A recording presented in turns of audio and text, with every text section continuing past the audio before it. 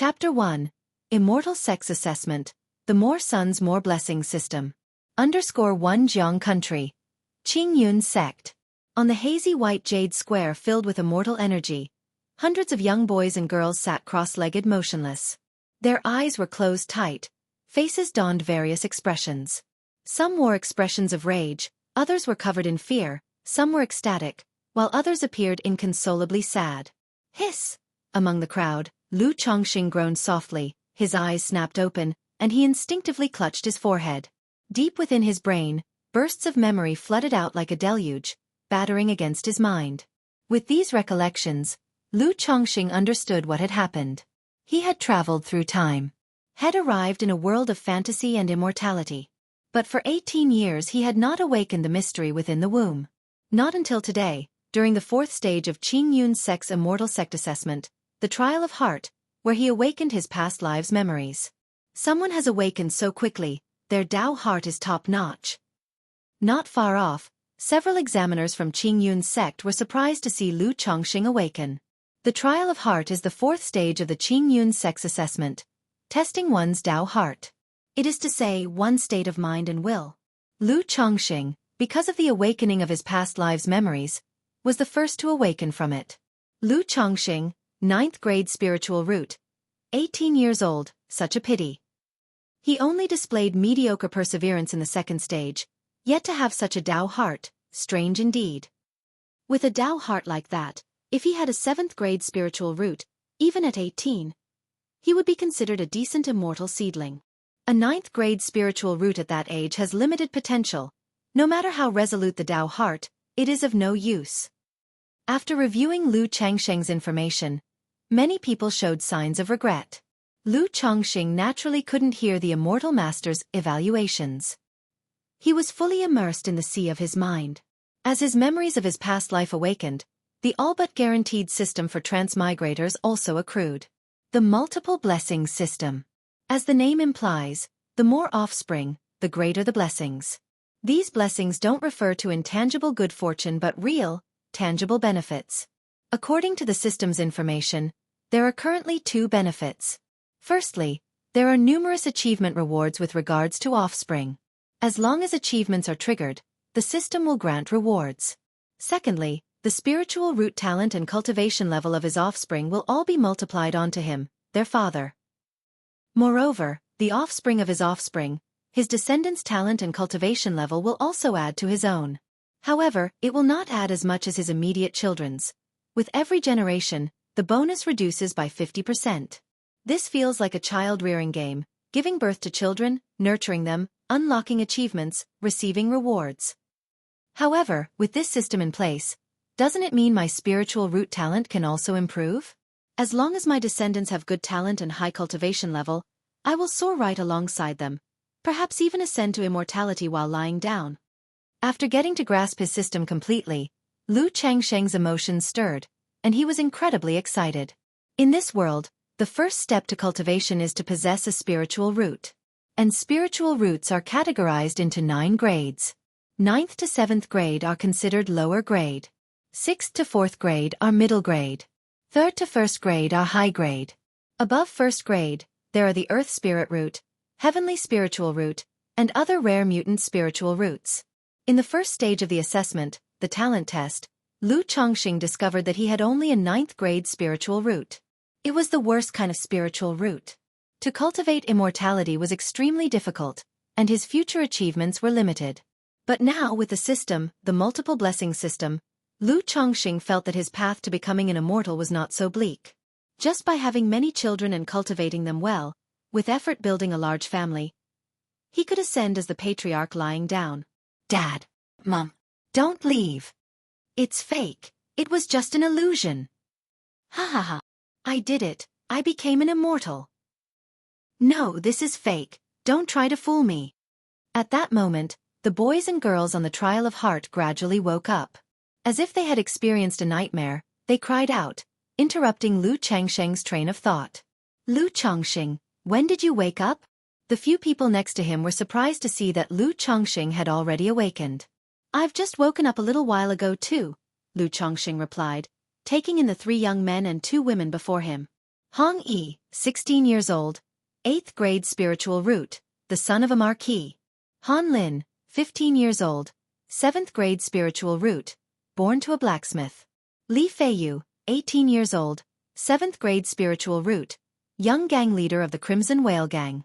Xiaofan, 15 years old, 4th grade spiritual root, young lady from a scholarly family. Zhao Qingqing, 16 years old, 6th grade spiritual root, born to a physician. These 5, like him, were all immortal seedlings brought in by the secular branch of the Qingyun sect. On the way, they had come to know each other quite well. However, this familiarity was nothing more than banding together for warmth in an unfamiliar environment. The disparities in the backgrounds of the 5 were too great to allow for much common ground in conversation.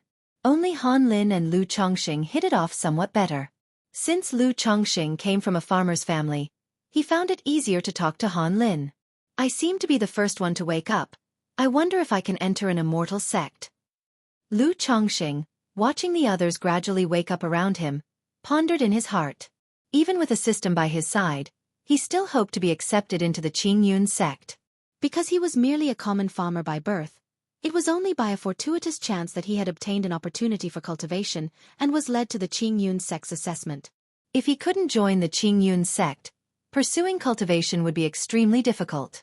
Cultivation requires wealth, companions, techniques and land, none of which can be lacking. Wealth needs no explanation. In both the secular world and the cultivation world, money is always of the utmost importance. Companion refers to fellow Taoists, companions.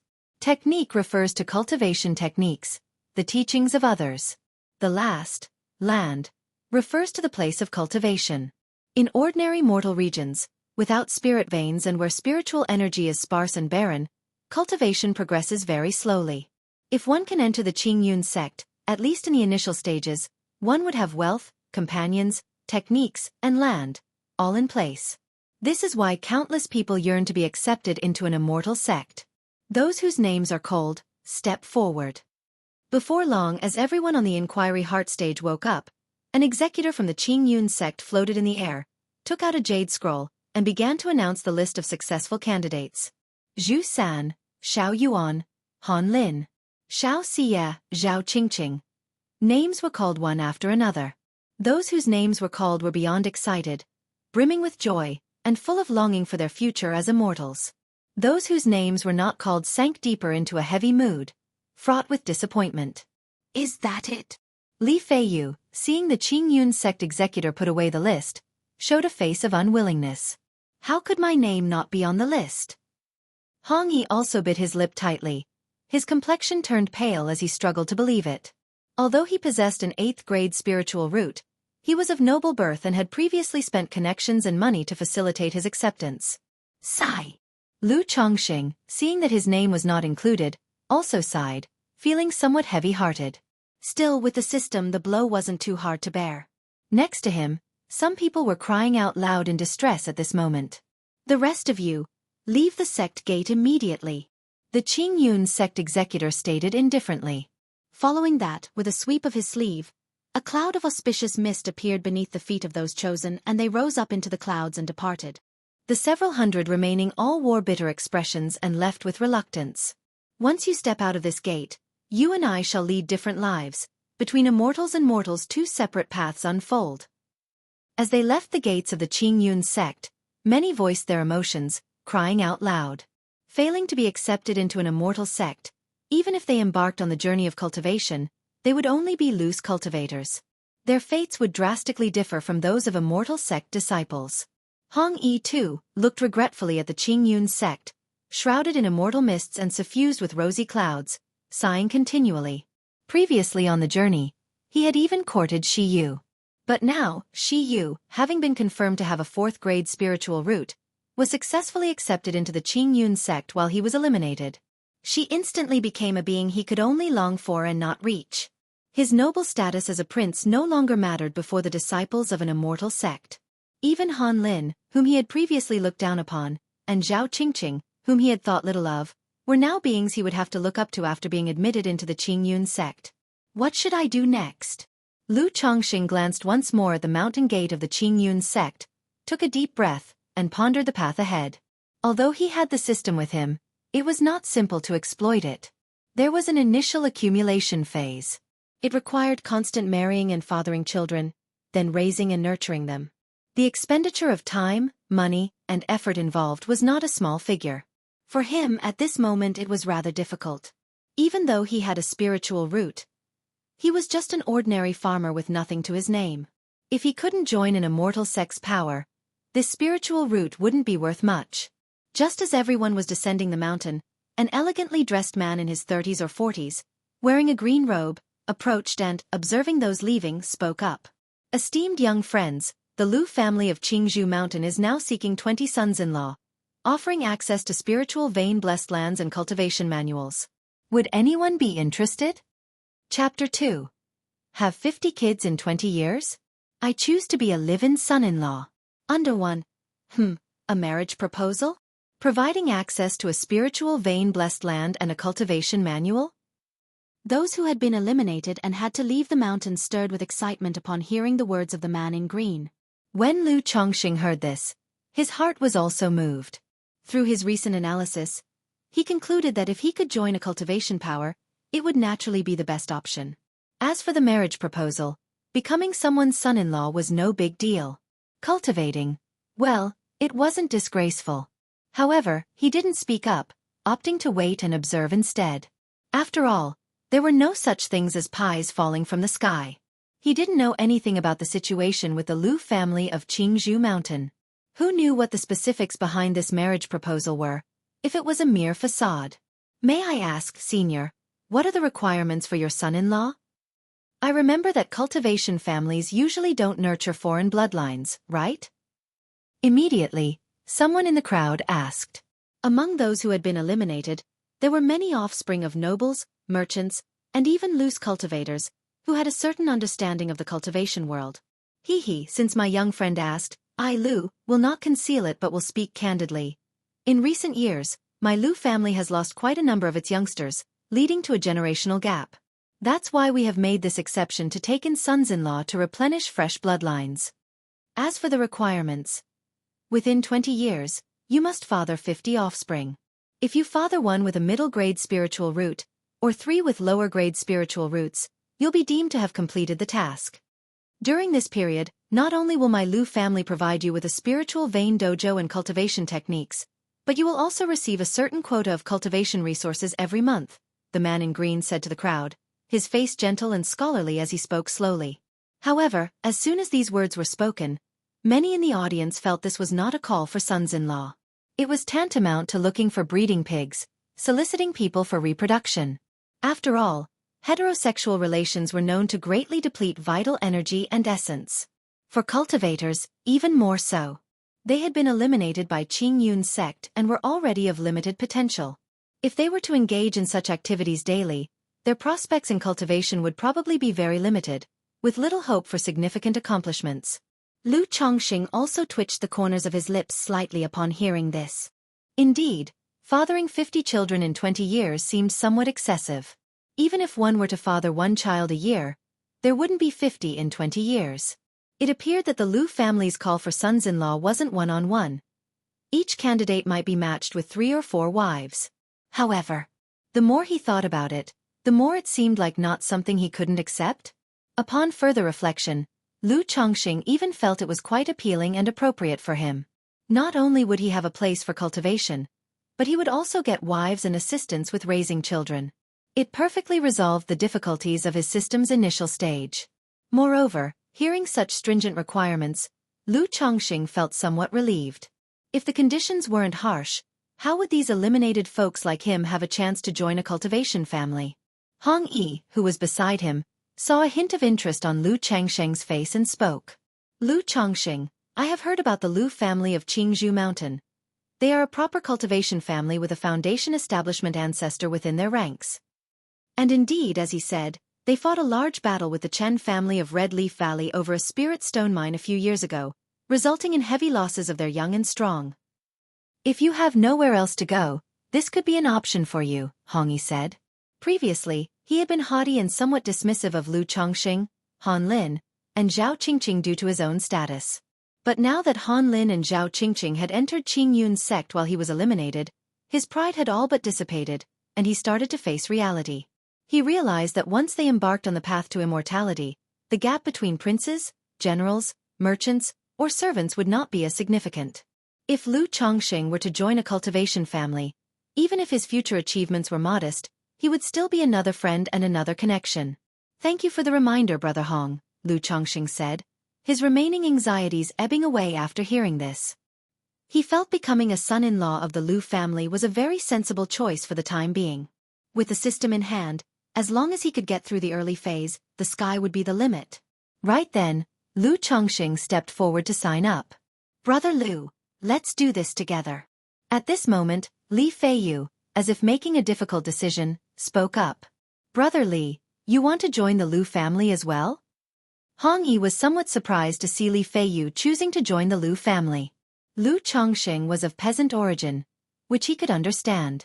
But Li Feiyu came from the Crimson Whale Gang, a sizable faction, and as the vice gang leader, he had decent conditions. Yet, he was willing to become this sort of son-in-law who serves like a breeding partner. Life is but a dream of 100 years. Once a chance for cultivation presents itself, it cannot be missed. Li Feiyu said in a deep voice. Insiders knew the state of their own affairs. Although the Crimson Whale Gang was not bad, it wasn't solely his father's decision to make. They also couldn't provide too much wealth for his cultivation. If he were to return, his future might be to take over his father's position as the gang leader and live out an ordinary life. But knowing that he had a spiritual root and could cultivate, he was unwilling to go back. He had once seen his own father kowtow in front of a cultivator. He knew that no matter how high one's status in the secular world, or how advanced one's martial skills, they were nothing but ants in the eyes of a cultivator. So even if it was difficult, as long as there was a glimmer of opportunity, he would strive to pursue it. At least he would have no regrets in the future. Then I wish Brother Li and Brother Lu an auspicious cultivation journey. If there's anything in the future, feel free to send a letter to Rui Marquis Mansion. Hong Yi also understood the reasoning and didn't try to persuade them further, bowing in farewell. Being of noble birth, he would still have some financial resources at home and could continue with his cultivation, so he needn't become a dependent son-in-law. Suddenly, Lu Chongqing and Li Feiyu came before the man in green clothes, indicating their willingness to join the Lu family. Upon hearing that Lu Chongqing only possessed a 9th-grade spiritual root, the man in green showed a hint of hesitation. Because the better the spiritual root, the greater the probability and higher the grade that the offspring will possess one.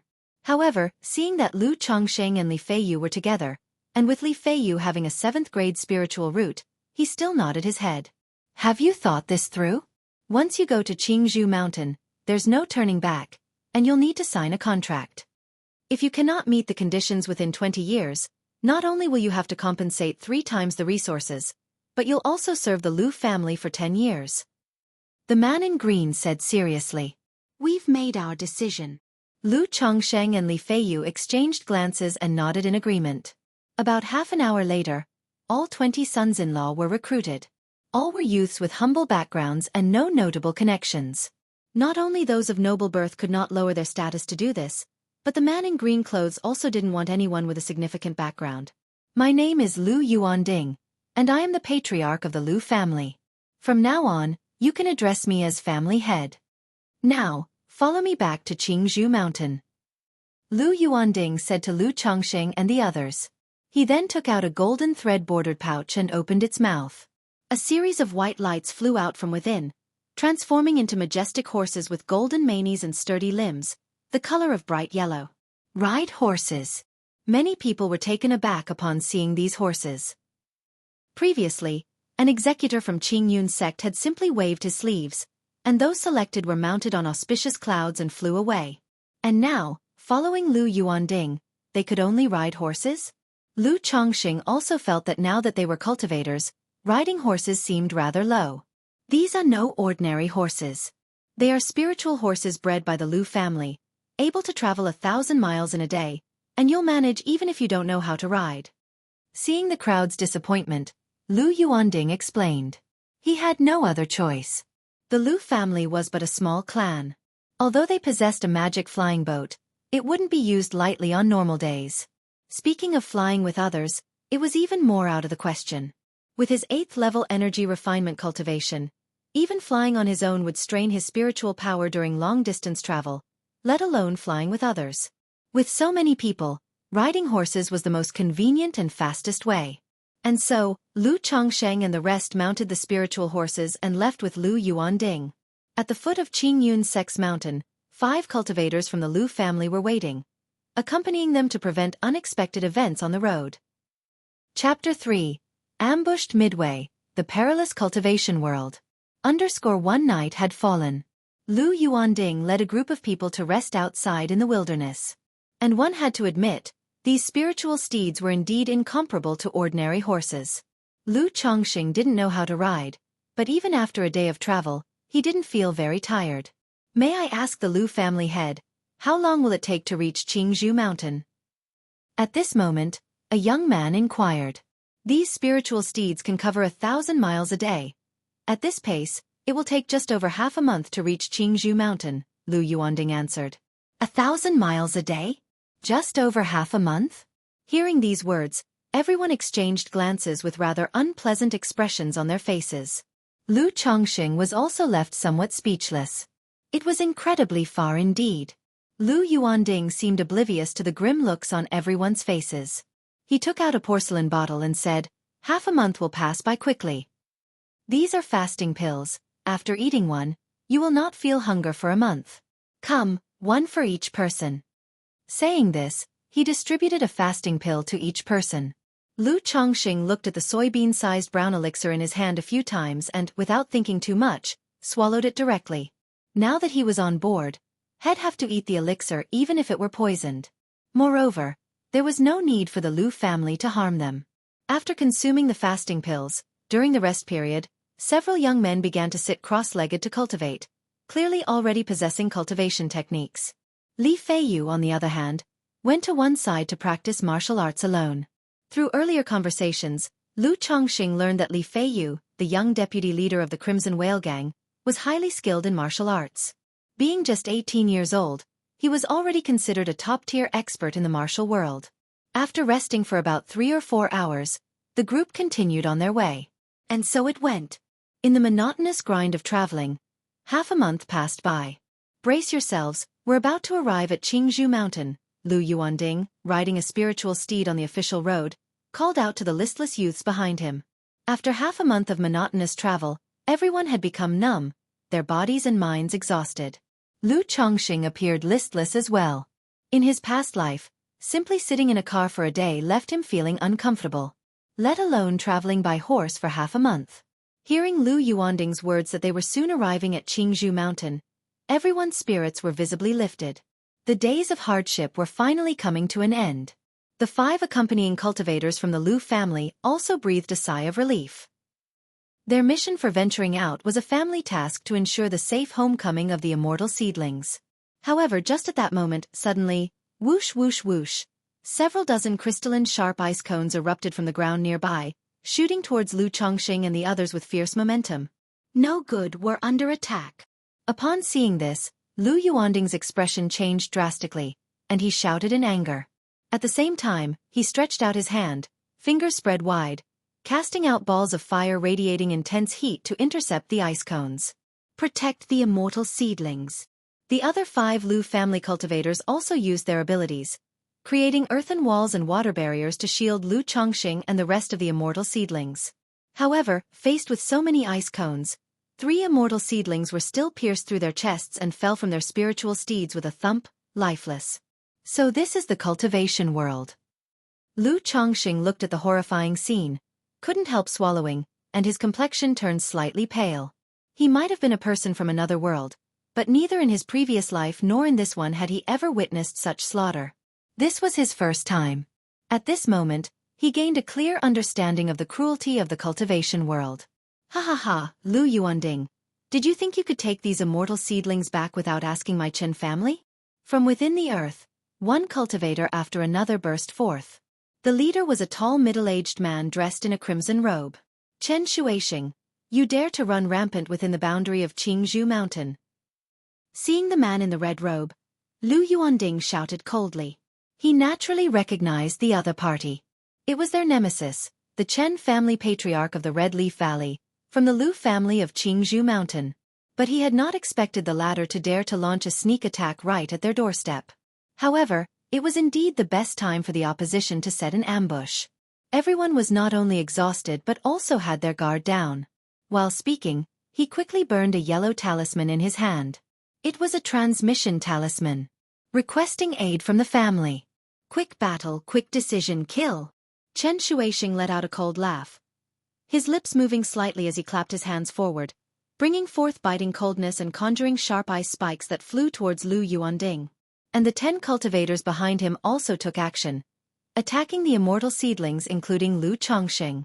Their target was not to kill the members of the Lu family, but the immortal seedlings. Boom, boom, boom. The two sides began to clash. The Chen family had the advantage in numbers and therefore had the upper hand. Coupled with the Lu family's need to protect the immortal seedlings, they were at a disadvantage and immediately fell behind. Just then, a cyan wind blade shot forth, breaking through the Lu family's defenses and slicing one of the immortal seedlings next to Lu Chongxing in half. Blood splattered and sprayed onto Lu Chongxing, causing his mind to go blank. Be careful. Another wind blade broke through the defenses and shot towards Lu Chongxing. But Li Feiyu, quick-eyed and agile, leapt up and tackled Lu Chongxing to the ground, dodging the attack. Thank you, Brother Li. Lu Chongxing came back to his senses, his heart still racing with fear. If it weren't for Li Feiyu's timely move, the wind blade would have struck him, and he would have undoubtedly died. As a transmigrator with a system, it would have been truly frustrating to die in such a manner. After witnessing the cruelty of this world, Lu Chongxing, although scared, found his desire to cultivate even stronger. In this world where the law of the jungle prevails, without strength, you're nothing but an ant, your life as fragile as a blade of grass. Woo-woo, cultivation is too dangerous, I want to go home. Please, let me go, this has nothing to do with me. Run, staying here is just waiting for death. Seeing the Lu family members at a disadvantage and several immortal seedlings slain, some seedlings begged for mercy while others chose to flee. However, no sooner had 2 of them left the protection of the Lu family than they were killed by fireballs, wind blades, and ice spikes, deterring anyone else from running. At this moment, Lu Chongxing and the others were like lambs waiting for slaughter, only praying that the Lu family could hold on. Fortunately, before long, sounds of the air being pierced could be heard. Figures flew from Qingzhou Mountain towards them. Go! Realizing that reinforcements from the Lu family had arrived, Chen Shuixing did not hesitate, made a quick decision, and immediately led his people to escape. Daddy, are you all right? At that moment, a woman dressed in a snow-white gown quickly descended from the sky to Lu Yuanding's side. Her voice sounded like a babbling brook, and her face was full of concern. She was delicately beautiful with a slender figure, graceful in every movement. Her white gown fluttered, revealing a small stretch of round jade-like snow-white legs, resembling a goddess descending to the mortal realm, causing the immortal seedlings, who had just narrowly escaped death's door, to be lost in trance. Lu Chongxing was no exception. Having experienced the onslaught of beauties in the age of the internet in his previous life, he thought he would not be surprised. But upon seeing the woman in white, he was taken aback by her beauty. Her forehead was like a painting, her eyes deep as autumn waters, her nose high and proud, lips red as rosy dawn, with skin white as jade perfectly embodying dazzling eyes and ivory skin. What moved people most was the temperament of the woman. Ethereal and elegant, like an immortal, she was reminiscent of a snow lotus from the heavenly mountains, standing unworldly and independent. If it weren't for the concern on her face, she would seem an ethereal fairy untouched by the mortal realm. If I were to marry into the Lu family and have children with such a woman, I wouldn't mind having 50, no, 100 children, Lu Chongxing thought to himself. But he knew it was impossible. As the daughter of the family head, how could she possibly marry a breeding son-in-law like them? It was a dream that could only be realized in his sleep. Miaoga, father's fine, just drained of spiritual power, said Lu Yuanding, waving his hand to his daughter. Lu Miaoga. The young men engraved the name of this extraordinary and ethereal woman in their hearts. Lu Chongxing also remembered the name. The other arriving members of the Lu family also descended, relieved to find Lu Yuanding and the others mostly unharmed, with only 8 immortal seedlings dead. They didn't take it too heavily to heart. The death of 8 immortal seedlings was regrettable but not something to grieve overly about. After all, the Lu family had not yet invested much in these seedlings. Soon after, the group safely made it to Qingzhou Mountain. Chapter 4.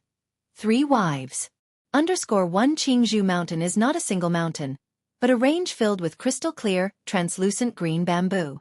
Upon entering the mountain, Lu Chongxing could clearly feel that the air was much fresher and more humid.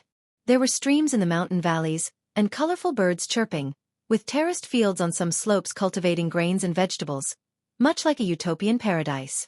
The Lu family had built a number of villages and manors throughout these mountains. Lu Chongxing and the group of immortal seedlings were settled in Qingzhou Villa located in the outer periphery. Beneath Qingzhou Villa lies a first-grade spirit vein. From now on, you will live here and focus on your cultivation. Rest assured that as long as you fulfill the previously agreed-upon conditions, you're free to leave the Lu family or stay in the future. Uncle Fu settled them in. After giving some brief instructions, Lu Yuanding left. I am in charge of Qingzhou Villa. You can call me Uncle Fu. Come with me now, he said.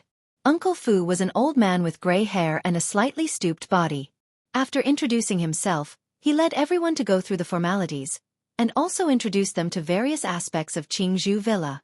Qingzhou Villa was vast, home not only to them but also to the Lu family's own immortal seedlings who were cultivating there. However, they were mostly collateral family members with average talent. If anyone had exceptional talent, they would usually reside in the core area of Qingzhou Mountain, where the concentration of spiritual energy was much thicker due to a second-grade spirit vein. Along the way, the group saw many Lu family disciples. These people also looked at Lu Chongxing and the others curiously, as if watching monkeys, with a hint of disdain and arrogance in their eyes. Regarding this, Lu Chongxing was quite calm. To put it nicely, they were sons-in-law who had married into the family from different ethnic groups. To put it unpleasantly, they were here to breed. However, through observation, he could tell that the Lu family's disciples, both male and female, were quite good-looking. This made him somewhat relieved about the subsequent breeding part. After all, who didn't hope for a good-looking partner when coming to be a son-in-law and have kids? Lu Chongxing admitted he was quite superficial. An hour later, under Uncle Fu's arrangements, Lu Chongxing and the others signed the marital contracts, processed their identity plaques, received cultivation techniques, and were allocated living quarters. The living space was a separate courtyard covering nearly 200 square meters, replete with pavilions, terraces, and towers. It was fully equipped. Lu Chongxing sat on the large bed in his room and took out the cultivation technique. Return to origin technique. Upon opening the technique manual, an image of a man in a gray robe appeared, demonstrating poses and began explaining in detail how to cultivate. Worthy of being a cultivation method, it even has video functionality. Lu Chongxing couldn't help but admire the manual in his hands for a few moments. He couldn't figure out how the book projected the image and produced sound but found it quite magical. Following the guidance of the figure in the manual, he began to try cultivating. After attempting for a long time, Lu Chongxing finally entered the right state. His mental spirit became lucid, sensing the wisps and strands of colorful spiritual energy around him. Knowing he had completed the first step, sensing the spiritual energy, he then tried to draw the energy into his body. Under his control, the spiritual energy slowly converged towards him, entering his body through the pores all over his skin. This process was very slow, and once the spiritual energy entered the body, it had to circulate a full cycle before a strand of it could remain in the Dantian Qi Si.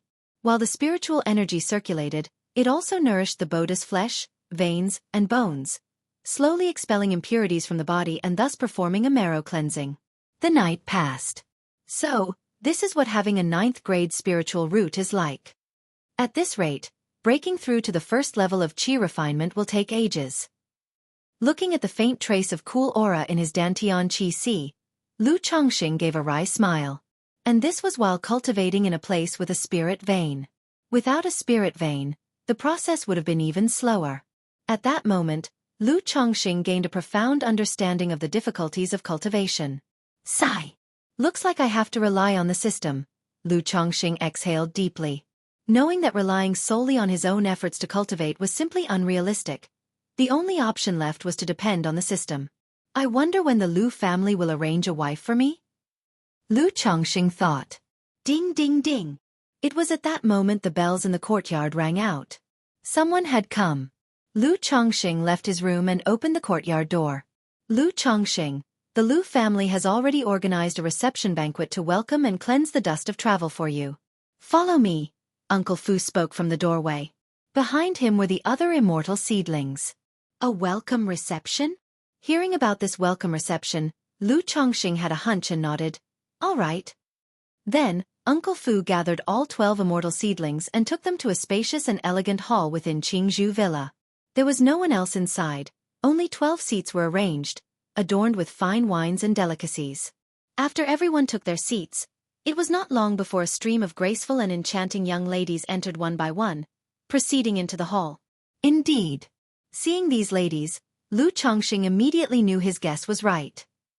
This welcoming feast, intended to cleanse away the dust of travel, was meant for breeding arrangements. The women entering the hall numbered 50 or 60, all of them pleasant to look at.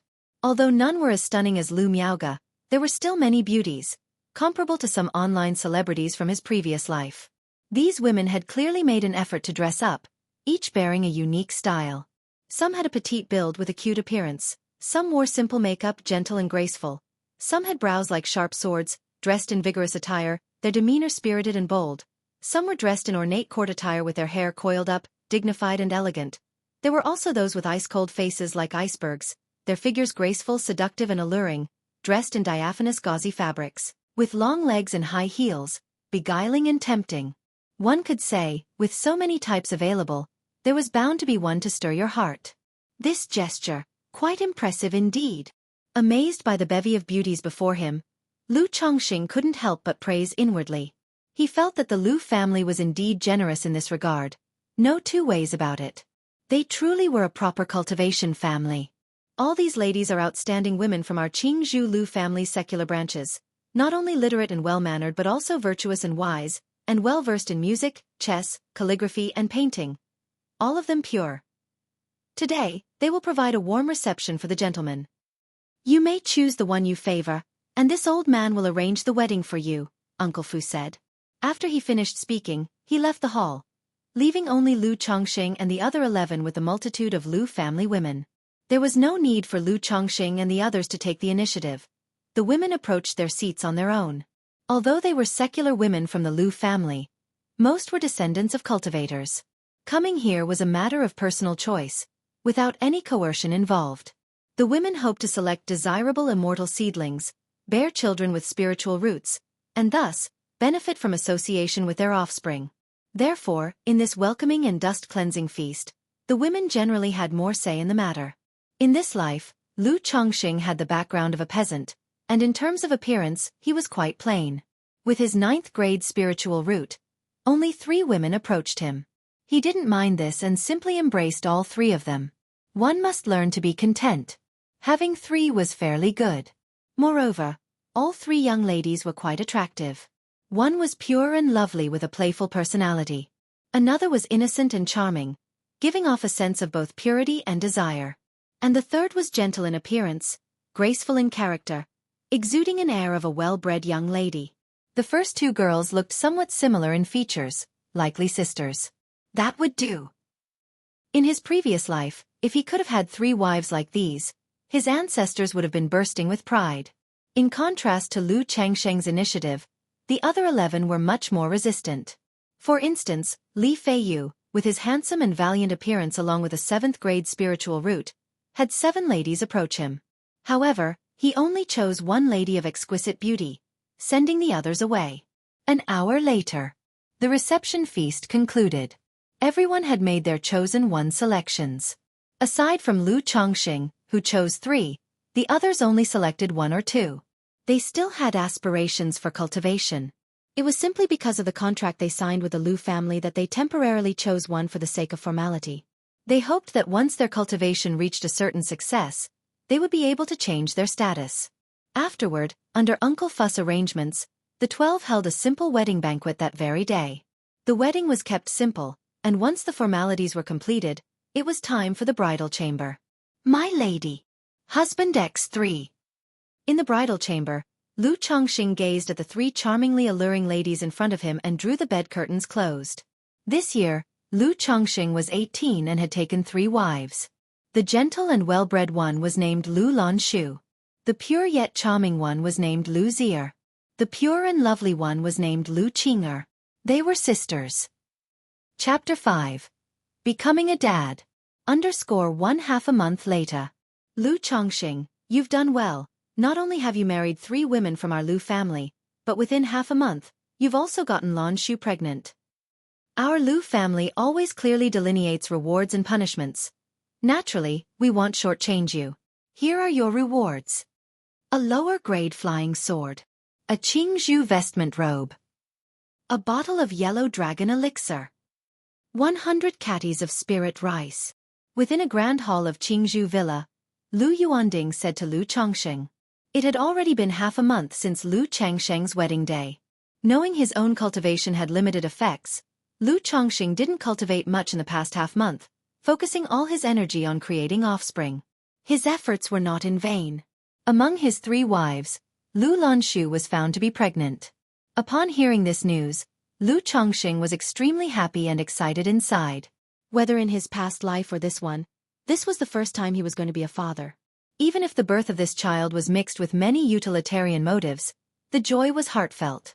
The moment he knew he was to be a father, he had already thought of the child's name. If it was a boy, he would be called Pingon. If a girl, she would be called Sheila. He wished for his child to live in peace and joy. When the patriarch of the Lu family, Lu Yuanding, heard this news, he went personally to Qingzhu Villa to commend Lu Chongxing, and bestowed upon him generous rewards. A lower-grade magical instrument was worth 50 spirit stones. A vestment robe was worth 30 spirit stones. 100 catties of spirit rice were worth 10 spirit stones. A bottle of yellow dragon elixir was worth 10 spirit stones. That is to say, the rewards given to Lu Chongxing were equivalent to 100 spirit stones worth of resources. Other immortal seedlings, upon hearing these rewards, turned red with envy. They looked at Lu Chongxing with eyes full of envy, jealousy, and resentment. To know, for their cultivation in the Lu family, the family provided only 2 spirit stones and 10 catties of spirit rice per month. Now, the rewards given to Lu Chongxing were almost the equivalent of 3 years' worth of their resources. Just for being the first to produce a child, he received 3 years' resources. This made their back teeth nearly shatter with frustration. Many thanks to the family head. Lu Chongxing, too, wore a face full of joy as he respectfully expressed his thanks. He hadn't expected that being the first to produce a child would come with such rewards.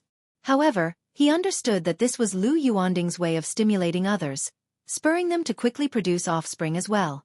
You've earned this. Our Lu family never mistreats anyone. For all who beget children, the family head has rewards as well. And if anyone is the first to produce a child with a spiritual root, the family head will give even greater rewards. Lu Yuanding surveyed the crowd as he spoke. At these words, everyone felt somewhat pressured, thinking about hastening home to create offspring. Even Li Feiyu was somewhat tempted. However, subsequently, when others bore children, the reward was only a bottle of yellow dragon elixir and 10 catties of spirit rice, which couldn't compare to Lu Changsheng's initial reward at all. Another month passed, and Lu Changsheng's wife, Lu Qing'er, also became pregnant. For the second pregnancy, the family did not give any additional rewards. If rewards were given for each child produced, the Lu family would have been emptied out long ago. Then more than half a month later, Lu Changsheng's third wife, Lu Zier, was also found to be pregnant. In a little over 2 months since entering the Lu family, Lu Chongxing had managed to get all 3 wives pregnant, leaving the other immortal seedlings speechless, wondering if this man didn't need to cultivate at all? Was he that desperate? This was not just due to Lu Changsheng's own tireless efforts but also because he had been calculating their ovulation periods, and with the help of the pregnancy tonic provided by the Lu family, he maximized the chances of conception. Overall, Lu Chongxing could say with a clear conscience that he had put in his best effort. After all 3 women became pregnant, Lu Chongxing also began to cultivate with a quieted heart. Because all 3 wives were pregnant, Uncle Fu sent 2 maids to serve and take care of the daily life of Lu Changsheng's family. These 2 maids had fair skin and beautiful figures. It was obvious that they were not sent just to serve daily needs. Evidently, seeing his aptitude for reproducing, the Lu family had sent them to encourage more breeding from him. For these 2 maids, Lu Chongxing had no immediate plans. He wanted to have many children, but these things should not be rushed. Slow and steady was the proper course. Constant toil really was harmful to the body. Before starting his cultivation, doing it many times just made him feel a bit drained. But after beginning cultivation, Lu Chongqing was able to perceive clearly that his vital essence was depleting, affecting not only his physical state but also his cultivation speed, requiring time to recover. This was also why other immortal seedlings were unwilling to recklessly have children. It really would lead to their own ruin. In the blink of an eye, more than half a year had passed. I've finally made a breakthrough to the first level of qi refinement. Inside the practice room, wearing a Qingzhu vestment robe and sitting cross-legged, Lu Chongqing opened his eyes and exhaled a breath of foul air, his face full of joy. It had been almost 10 months since he came to the Lu family. He had finally completed the process of drawing qi into his body and had broken through to the first level of qi refinement. He had officially become a cultivator. This speed was naturally not fast. But it wasn't very slow either. After all, when he first arrived at the Lu family, he had spent a considerable amount of time having children. There are 9 levels in the qi refinement realm, and the first 3 levels aren't difficult. As long as one persists in cultivation, success will come naturally. Lu Chongqing was able to achieve this speed of breakthrough thanks largely to that bottle of yellow dragon elixir, which saved him several months of hard cultivation. Otherwise, Lu Chongqing estimated he would need another 2 or 3 months to break through to the first level of qi refinement. This also made him realize the importance of financial resources in cultivation. During this period of more than half a year, apart from cultivating, he also tended to other matters. He took the 2 maids sent by Uncle Fu as concubines, and they successfully conceived. In response to this, Uncle Fu sent over 2 more maids with decent appearances. And to reward him, he increased his monthly allowance to 3 spirit stones and 20 jin of spirit rice. Lan Shu must be about to give birth too. Lu Chongqing stood up and adjusted his Qingzhu robe slightly. Although this robe wasn't a magic artifact, it was still quite extraordinary. Once worn, it could automatically adjust in size, always fit perfectly, and had the effects of resisting extreme temperatures and repelling dust. After coming out of retreat, Lu Chongqing spent time with his wives and concubines for a while, then went to visit Li Feiyu's home to catch up on old times. Among all the immortal seedlings who came to the Lu family, he was only on friendly terms with Li Feiyu. Not only because the 2 met at the beginning, but also because Li Feiyu had saved his life on the way to Qingzhu Mountain previously. Through such prolonged contact, Lu Chongqing had learned that although Li Feiyu was reticent, he could be considered a cold-faced but warm-hearted person, worthy of deep friendship. Another half-month later. Don't be nervous. Sister-in-law's life here at Qingzhu Villa is nurtured by spiritual energy. Her physique is robust. Giving birth to a child will not be dangerous. Moreover, there's a cultivator to assist the childbirth, so rest assured. Outside the room, as Lu Chongqing listened to Lu Lanchu's wailing inside, his fists clenched and unclenched repeatedly, Li Feiyu offered comforting words beside him. I'm not nervous, I'm just excited, happy. Lu Chongqing took a deep breath in and out as he spoke. But his eyes and thoughts were unsettled, clearly revealing his stubborn front. Have you thought of a name for the child? Li Feiyu asked.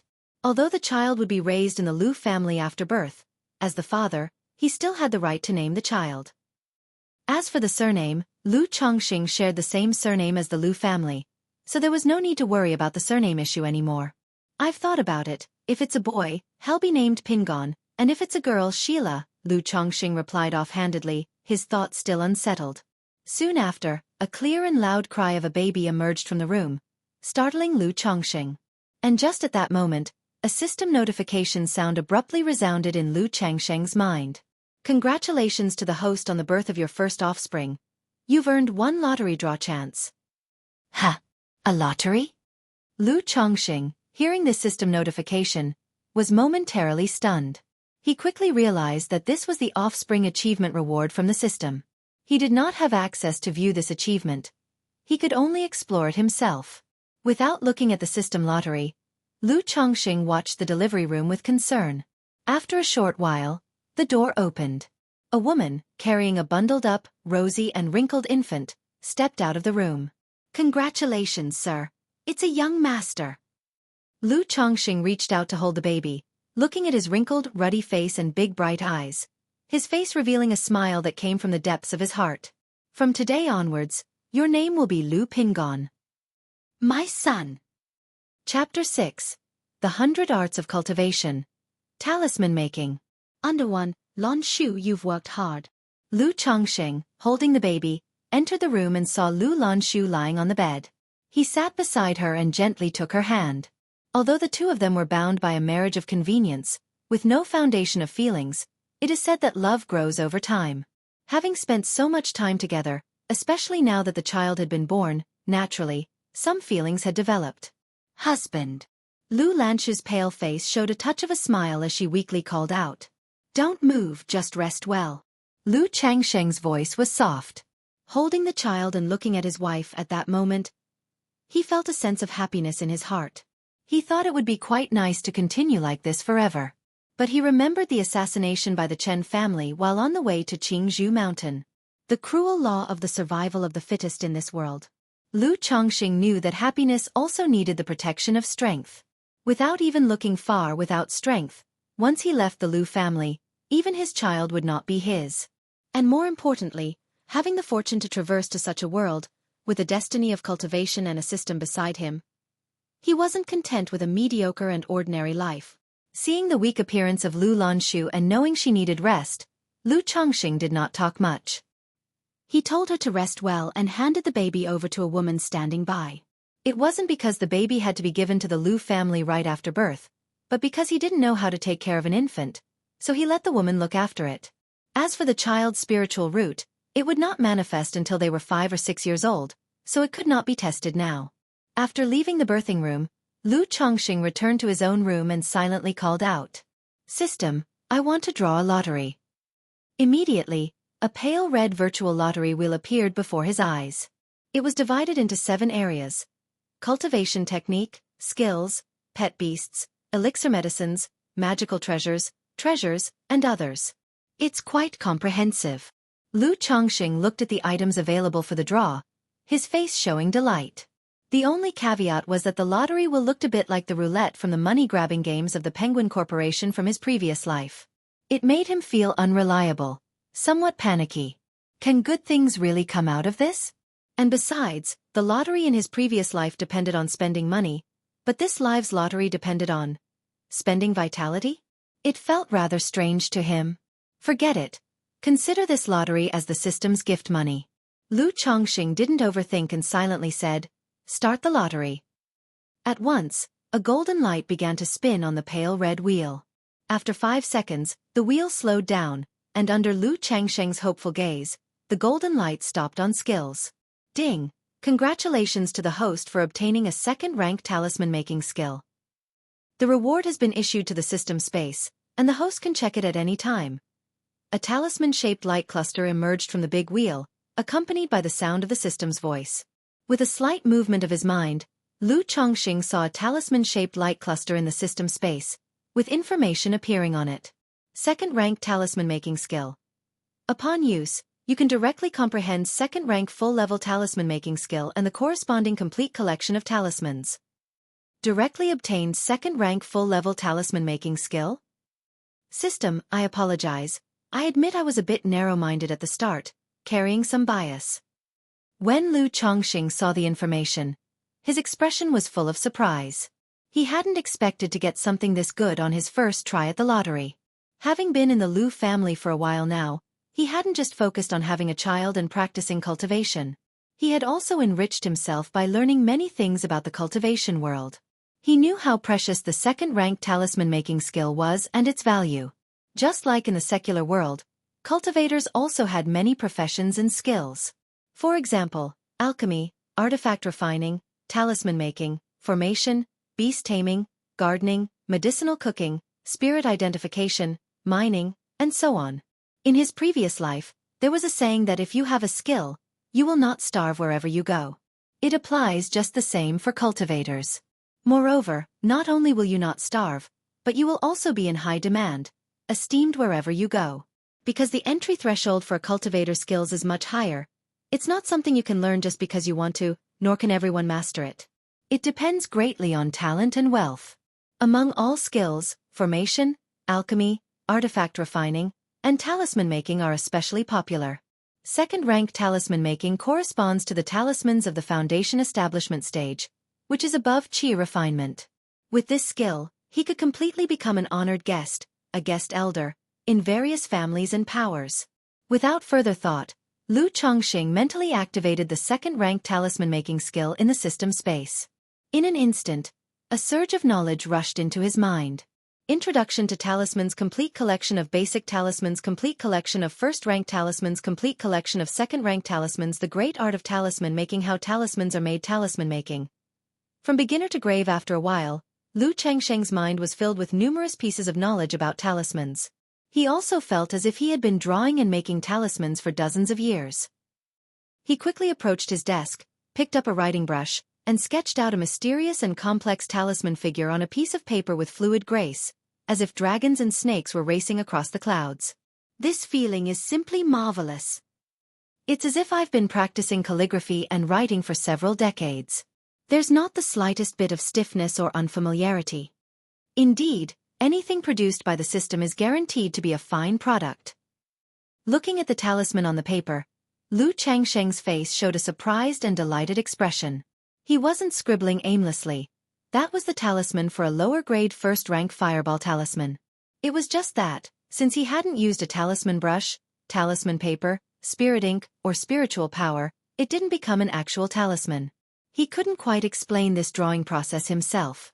It was like eating and drinking water, something he had done countless times before, that had already become muscle memory.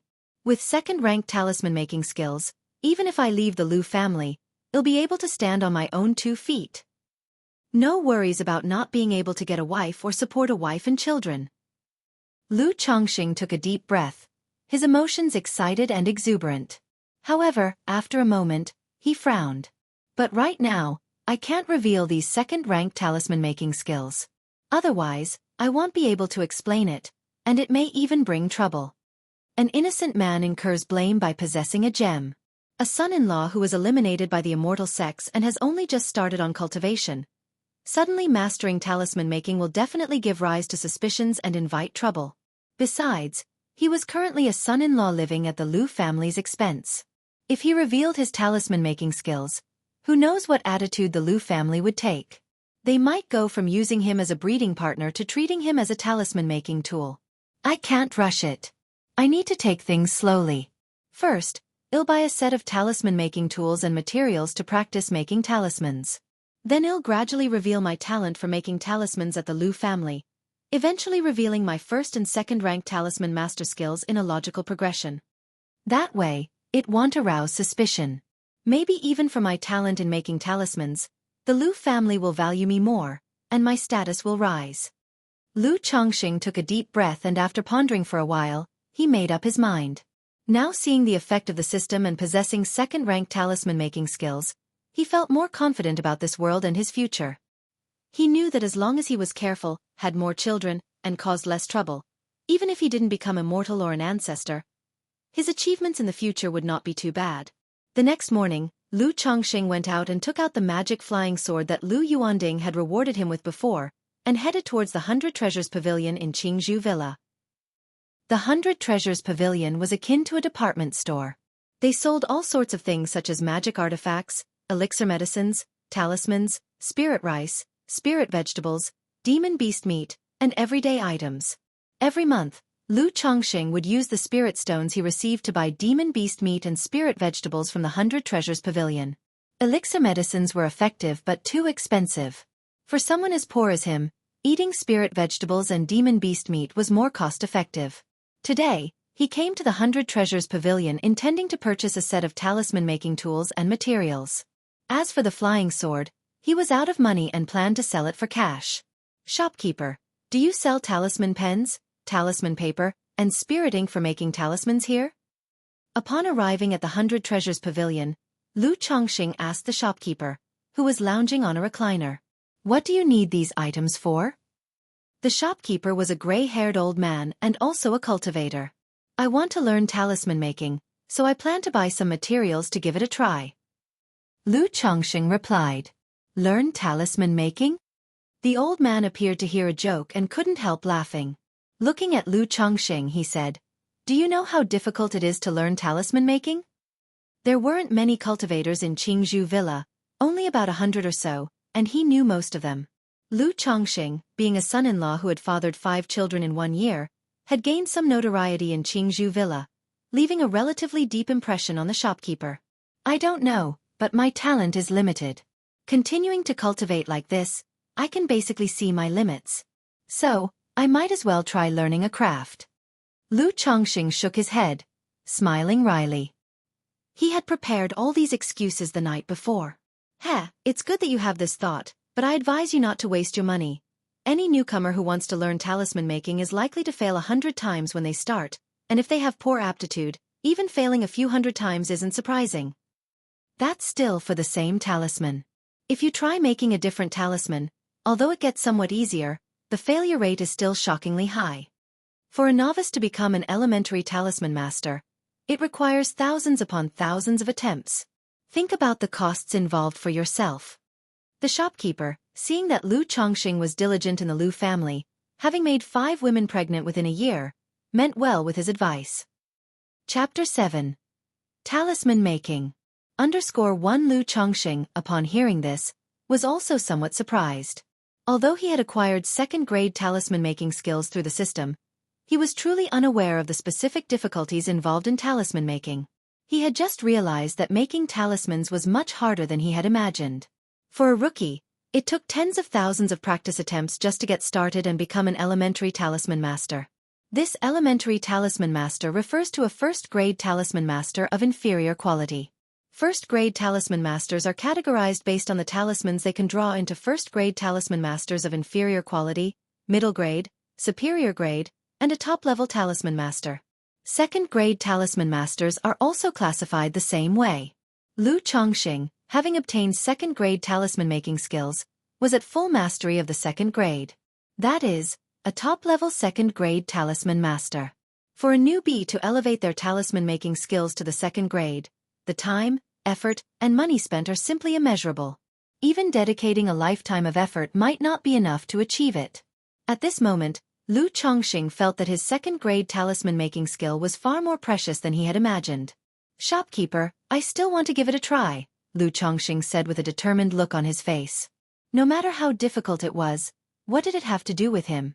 The harder it was to become a talisman master, the more valuable this skill would be. "All right, since you insist on buying, how could I refuse to sell to you?" Seeing that Lu Chongxing was persistent, the shopkeeper did not try to persuade him further. To give advice was already a kind gesture from him. You know young people, they won't stop until they hit the south wall. A regular wolf hair talisman brush, 20 spirit stones each, can be used approximately 200 times. First-grade regular talisman paper, 1 spirit stone for a pack of 10 sheets. First-grade regular spiritual ink, 1 spirit stone per box, can be used about 50 times. The shopkeeper quoted the prices. Upon hearing this, Lu Chongxing nodded and took out his flying sword, saying, "Shopkeeper, would you please appraise this flying sword for me? Is this the one the family head rewarded you with?" The shopkeeper was somewhat surprised, having not expected that Lu Chongxing would sell his flying sword just to make talismans. But then again, as a man who had married into the family, where else would he get the money if not by selling the flying sword? "Indeed," Lu Chongxing nodded. "For this flying sword, I won't shortchange you. 50 spirit stones." The shopkeeper stretched out a hand. "Deal." "Then, please give me a wolf hair talisman brush, 10 packs of talisman paper, and 2 boxes of spiritual ink," Lu Chongxing said, nodding and placing the flying sword on the counter. The shopkeeper indeed did not underquote him. If sold elsewhere, the flying sword would fetch just a few more spirit stones. Considering that Lu Lanshu had given birth and Lu Zier and Lu Qing'er were also about to give birth, Lu Chongxing added, "Please also give me 1 gene each of ginseng, licorice, angelica, Solomon's seal, and goji berries." These were medicinal herbs grown by the Lu family themselves, categorized as spirit plants, with the effect of nourishing the primordial spirit and replenishing energy. "All right, that comes to a total of 37 spirit stones. I'll give you 13 spirit stones as change," the shopkeeper said as he put away the flying sword, took out the items Lu Chongxing had requested, and gave him 13 spirit stones. "Thank you, shopkeeper." Lu Chongxing expressed his gratitude and left with his purchases. Inside the study, Lu Chongxing neatly arranged his entire set of talisman brushes, talisman paper, and spiritual ink on the desk. Beside them, there were also copies of Introduction to Talismans and Complete Collection of Basic Talismans. The skill information given by the system included many kinds of talismans. But to put on an act, it must be thorough. It couldn't be that he became a talisman master without ever looking at a book, right? That would be a bit unreasonable. So for the sake of caution, Lu Chongqing decided to put on an act and made a trip to the Lu family's library, spending 1 spirit stone to borrow 2 books about talismans. The materials for making 100 talismans cost about 22 spirit stones. A first-grade inferior quality basic talisman can be sold for 1 to 2 spirit stones. If all are made into talismans, the lowest profit would be 5-fold, and at most it could be 10-fold. If all can be made into first-grade middle-grade talismans, then the profit could go up to over 20-fold. Tescaise, such high profit indeed. My talisman making belongs to full mastery at 2nd grade, so to draw all these materials into first-grade middle-grade talismans will be a piece of cake. Lu Chongqing skillfully ground and mixed the spirit ink, calculating in his mind. Different grades of talismans required different materials. The wolf hair talisman brush he had bought was the most common type, suitable for beginners to use, and could only be used to draw basic talismans and lower and middle-grade first-grade talismans. It wasn't entirely true that it couldn't be used to draw upper-grade and supreme first-grade talismans. It just greatly affected the success rate of the talisman, and the brush was prone to wear and tear, leading to its disposal. Generally, a talisman master who could draw middle, upper, and supreme first-grade talismans wouldn't care about this amount of money. They would always try to buy the best materials and tools to increase their success rate in making talismans. Similarly, the talisman paper and spirit ink were also divided into ordinary, advanced level, and supreme, 3 grades. The ordinary kind was at most used for drawing middle-grade first-grade talismans. The advanced level was suitable for drawing middle and upper-grade first-grade talismans. The supreme kind was suitable for drawing upper-grade and supreme first-grade talismans. After grinding and mixing the ink, Lu Chongqing laid out the talisman paper, took the talisman brush in hand, took 2 deep breaths to calm his mental spirit, and began to try making talismans. If he were a beginner, he would also have to bathe and change into new clothes and perform rituals like adjusting his body, mind, and breath, among others. But Lu Chongqing was experienced, and these practices were already second nature to him, so naturally, he did not need them. He dipped the talisman brush into the ink. Afterward, spiritual power surged from inside his body to his palm, through to the talisman brush in his hand, and then to the tip of the brush, making the tip soaked in spirit ink emit a faint luminescence. As the tip touched the blank talisman paper, he began to move it swiftly and boldly, splashing the ink with great fluency. The whole process was smooth and uninterrupted, without a moment's delay. Lu Chongqing lifted his hand. One could see a layer of light emerge on the talisman paper on the table, emanating faint fluctuations of spiritual energy, which quickly solidified the spirit ink. After a short while, the spirit ink solidified, the light on the talisman paper circulated and then gradually dimmed, disappearing from sight.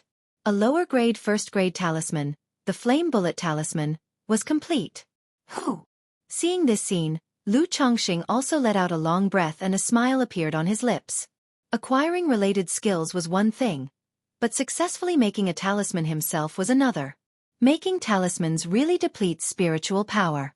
With my level of chi refinement, I can at most draw 2 or 3 lower-grade first-grade talismans. If I were to draw a middle-grade first-grade talisman, I reckon I could only manage 1 at most. Lu Chongqing examined the flame bullet talisman he held in his hands closely. By injecting a trace of spiritual power, one could activate the talisman, releasing a fire bullet. As for its power, it was about the same as the flame bullet technique of the 3rd-level energy refinement. This was the formidable aspect of talismans. Lu Chongqing, only at the 1st level of chi refinement, would deplete all his spiritual power using a single flame bullet technique. But with that same amount of spiritual power, he could draw 2 or 3 talismans with the power of the flame bullet technique at the 3rd level of energy refinement. Straight away, Lu Chongqing drew another featherweight talisman and rejuvenation insignia. Both were lower-grade first-grade talismans. Feeling that continuing to draw would not only deplete his spiritual power but also tire his mental spirit, Lu Chongqing stored the 3 talismans away and began to sit in meditation to cultivate. The next day, Lu Chongqing opened his eyes. After sitting in meditation all night, his spiritual power and energy had fully recovered. Perhaps the act of drawing talismans the previous day had consumed his spiritual power and mental spirit to some extent, making the cultivation last night more effective than usual. Talisman making depletes spiritual power and spirit, yet it seems to slightly assist cultivation? Lu Chongqing was somewhat surprised. But he didn't pay too much attention to this slight effect. He came to the desk, picked up the wolf hair talisman brush, and prepared to try drawing a middle-grade first-grade talisman. Without hesitation, he dipped the brush in ink and began to draw. The touch of the brush emitted a faint spiritual light, wildly scribbling on the talisman paper, flowing smoothly and successfully, without any mishap. However, the moment he finished the stroke, sweat appeared on Lu Changsheng's forehead, his face turned pale, and he looked completely drained, slumping back into the chair behind him. After a long while, Lu Chongqing let out a long breath, sat up, and picked up the talisman from the table. A middle-grade first-grade talisman. The Golden Light Insignia. Once activated, it released a layer of golden light to protect oneself, capable of withstanding a strike from the 6th level of energy refinement. Right now, a middle-grade first-grade talisman is still a bit strenuous for me, Lu Chongqing thought, as he stored and hid the talisman away. In the days that followed, besides cultivating, he also took up making talismans. Almost every day, he drew 2 or 3 lower-grade first-grade talismans, or 1 middle-grade first-grade talisman. He kept all these talismans hidden in the cupboard in his study, to be taken out when the opportunity arose. Chapter 8. Both sons and daughters, talents revealed. Under one time flew by, and in the blink of an eye, a month had passed. Lu Changsheng's wife, Lu Qing'er, gave birth as well. It was a son. This time, the system did not appear to grant any reward. Having tasted the sweetness of the system's rewards, Lu Chongqing felt somewhat disappointed. However, upon reflection, it seemed normal. If childbirth triggered an achievement and earned a reward every time, there would be no need to raise children at all. One could just keep having them and take off oneself. After the child was born, Lu Chongqing did not immediately name him. He planned to wait for half a month until the child of Lu Zier was also born to name them together. This was also the idea of his wife, who wanted to name the children of the 2 sisters at the same time. For such a small request, Lu Chongqing naturally agreed. 20 days later, Lu Zier's child was born. It was a daughter. The system still did not respond. Presumably a certain number had to be reached to trigger the achievement reward. But Lu Chongqing was still very happy. It was not a matter of favoring boys over girls, but rather that he was now blessed with both a son and a daughter. For these 2 children, Lu Chongsheng and his wife discussed and decided to name the boy Lu Wuyu and the girl Lu Wuyo. The meaning was the same as the previously thought of Pingon and Sheila. They hoped their children could grow up safely and carefree, and that his own path of cultivation could also proceed smoothly without trouble. A month later. On this day, Lu Chongqing went to the 100 Treasures Pavilion, took out 5 unpromoted basic talismans, and asked, "Shopkeeper, do you take this cleansing talisman, and how much is it worth?" To reveal his identity as a talisman master would naturally require a gradual process. So after spending nearly 3 months, he finished drawing on the 10 stacks of talisman paper he had bought, with Lu Chongqing keeping 5 blank talismans and crafting them into the simplest of the basic talismans, the cleansing talisman. After all, the shopkeeper had said that it was normal for a novice in talisman making to fail 100 times. So if out of 100 attempts at making cleansing talismans, he succeeded in 5, it might be considered a bit of talent, right? Cleansing talisman? On hearing this, the shopkeeper was stunned. He looked at Lu Chongqing and remembered the latter's sale of his flying sword to practice talisman making. Then, showing surprise with some disbelief, he said, "You made spirit talismans out of the 100 sets of materials you bought last time? And you made 5 of them." Although the cleansing talisman is the simplest of the basic talismans, for a novice who had never touched talisman making, succeeding in creating 5 talismans in 100 tries was quite remarkable. "Yes, I kept failing at first, but after one success, it felt much better, so I made these 5 talismans. I wanted to ask the shopkeeper if these talismans are worth anything?" Lu Chongqing said. Thinking that he might often have to act in the future, Lu Chongqing had also been practicing his acting skills in front of a mirror during these days so that he could appear more natural when speaking nonsense. "Let me take a look at the talismans," said the shopkeeper. Faced with this statement, he was somewhat at a loss for words. He hadn't expected Lu Chongqing, a breeding outsider of the family, to possess such talent in talisman making. Lu Chongqing placed the talismans he was holding onto the countertop. Subsequently, the shopkeeper picked up the talismans and examined them. As a cultivator, he naturally had some understanding of talismans. He could tell that, although the lines of these 5 talismans were not very smooth and the quality was not high, they were indeed successful and had no issues. The shopkeeper said with some emotion, "To be able to craft 5 talismans out of 100 sets of materials, even if they are the same type of spirit talisman, shows that you have considerable talent in talisman making. But cleansing talismans are just basic talismans and are not worth much, as few people need them." He paused before continuing, "However, our Lu family has an encouragement plan to motivate family members to learn skills. For such basic talismans, we're willing to buy them for 1 spirit stone per 3 talismans.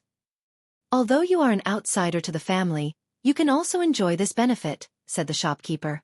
As basic talismans have limited uses, mostly just for daily life, they are not very impactful for cultivators. Thus, not many buy them, and the price is low. 1 spirit stone for 3 talismans. Hearing this price, Lu Chongqing had also anticipated it. After all, many basic first-grade talismans were only worth 1 spirit stone apiece. With this price in mind, his 100% success rate in talisman making could still earn him 8 spirit stones. But it was not possible for him to make money this way. Not to mention a 100% success rate in talisman crafting was too outrageous. If he had to toil for 2 to 3 months just to earn this small amount, he would be treating himself like a slave. However, Lu Chongqing had no intention of making money through basic talismans. He presented these 5 basic talismans merely to showcase his talent for talisman making. All right. Lu Chongqing placed 3 cleansing talismans on the counter. Then, he took out 11 spirit stones and said, "Shopkeeper, please give me 10 stacks of talisman paper and 2 boxes of spirit ink. I'll take all 5 of your talismans, and I'll charge you 2 spirit stones."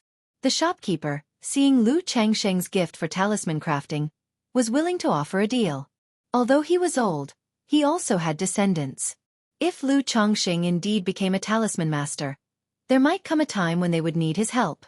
"Thank you, shopkeeper."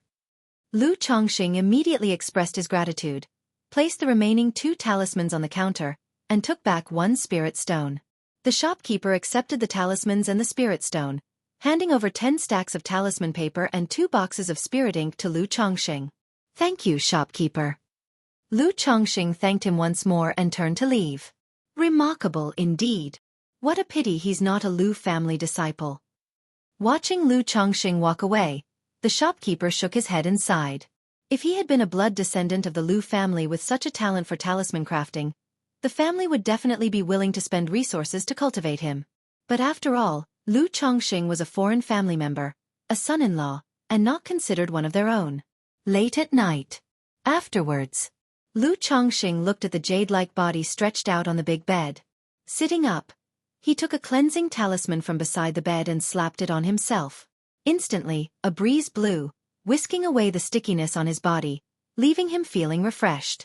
These cleansing talismans are quite useful. Lu Chongqing was rather satisfied after testing the cleansing talisman. On the bed, Lu Lanshu, with her face flushed from the exertion and her eyes lustrous with intoxication, saw Lu Chongqing use the talisman to cleanse his body and said softly, "Husband, this is too wasteful, let your wife attend to you." "It's fine, these are self-drawn by me, not really worth much." Lu Chongqing waved his hand and said, "You drew these talismans?" Lu Lanshu's lips parted slightly in surprise upon hearing this, her gentle face showing astonishment. Over the past few months, the fact that Lu Chongqing had often been drawing talismans in his study was something she was naturally aware of as one of his wives. Although she herself didn't practice cultivation, living in such a family environment, she had heard about it. She knew that talisman making was difficult, and being able to create talismans was considered very impressive. Initially, like the others in her group who had married the group of immortal seedlings, aside from the rewards given by the Lu family, they mainly took the plunge in the hopes of riding on their children's coattails. They didn't hold much expectation or desire regarding their husbands because it was clear from the start that these immortal seedlings were highly unlikely to achieve anything. But understanding was one thing. If their husband turned out to be capable, that would, of course, be more than welcome. Whether for future livelihoods, conversations with sisters, or returning to the secular world, it was a matter of pride.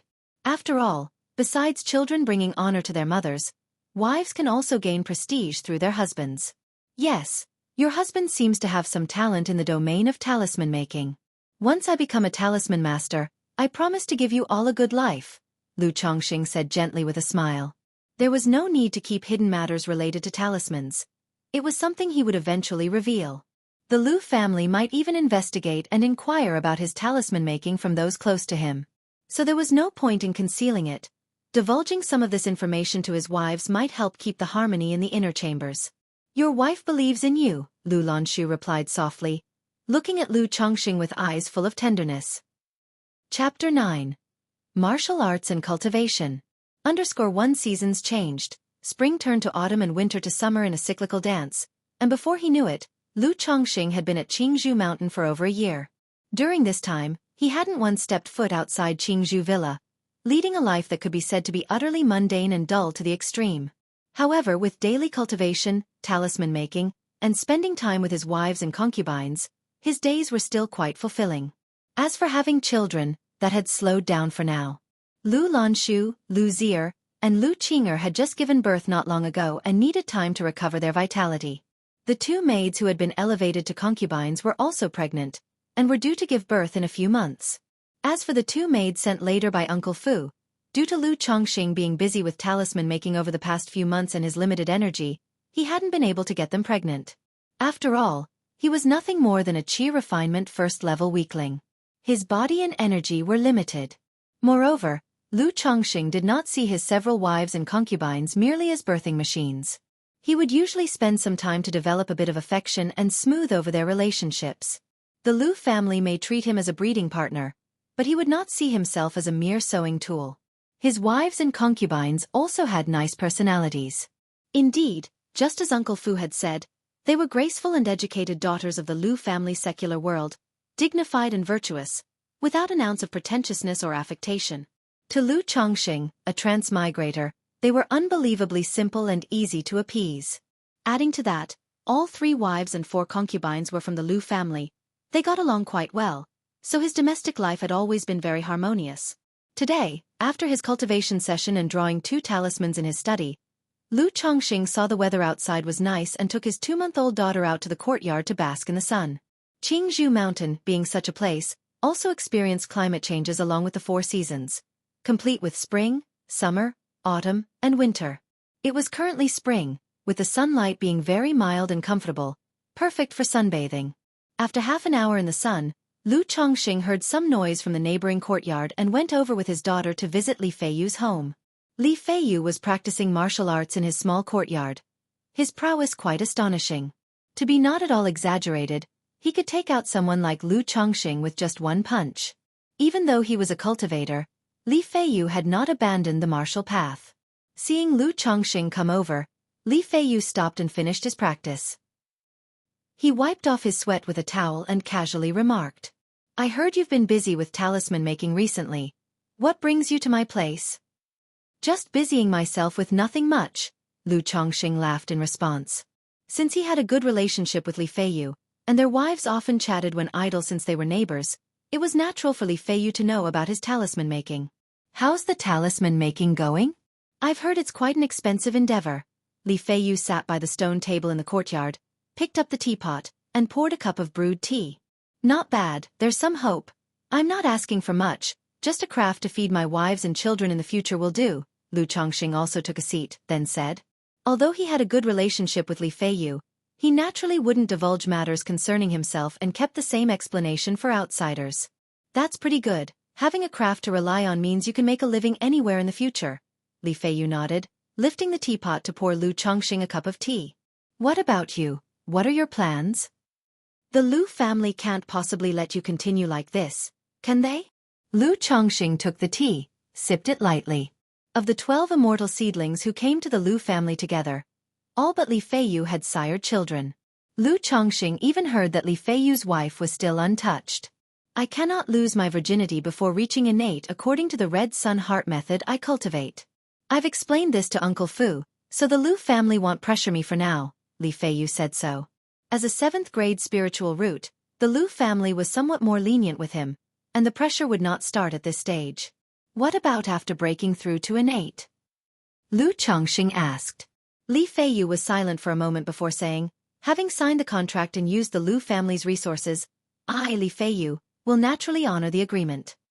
In at most 1 year, I'll be able to break through to innate and also be able to lock in my essence to ensure that my vital yang doesn't leak, using it only for having children, Li Feiyu stated.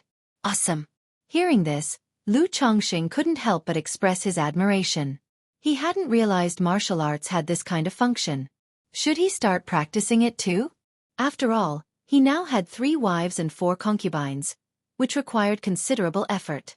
And as for cultivation and qi refinement, they did not greatly enhance his physical condition at present.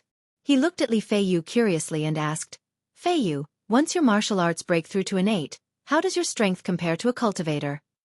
Previously, on the road to Qingzhou Mountain, when facing a wind blade from a Chen family cultivator, Li Feiyu was able to tackle him down promptly. Martial Dao innate practitioners should be able to exchange blows with cultivators. But as for specifics, Lu Chongqing wasn't clear.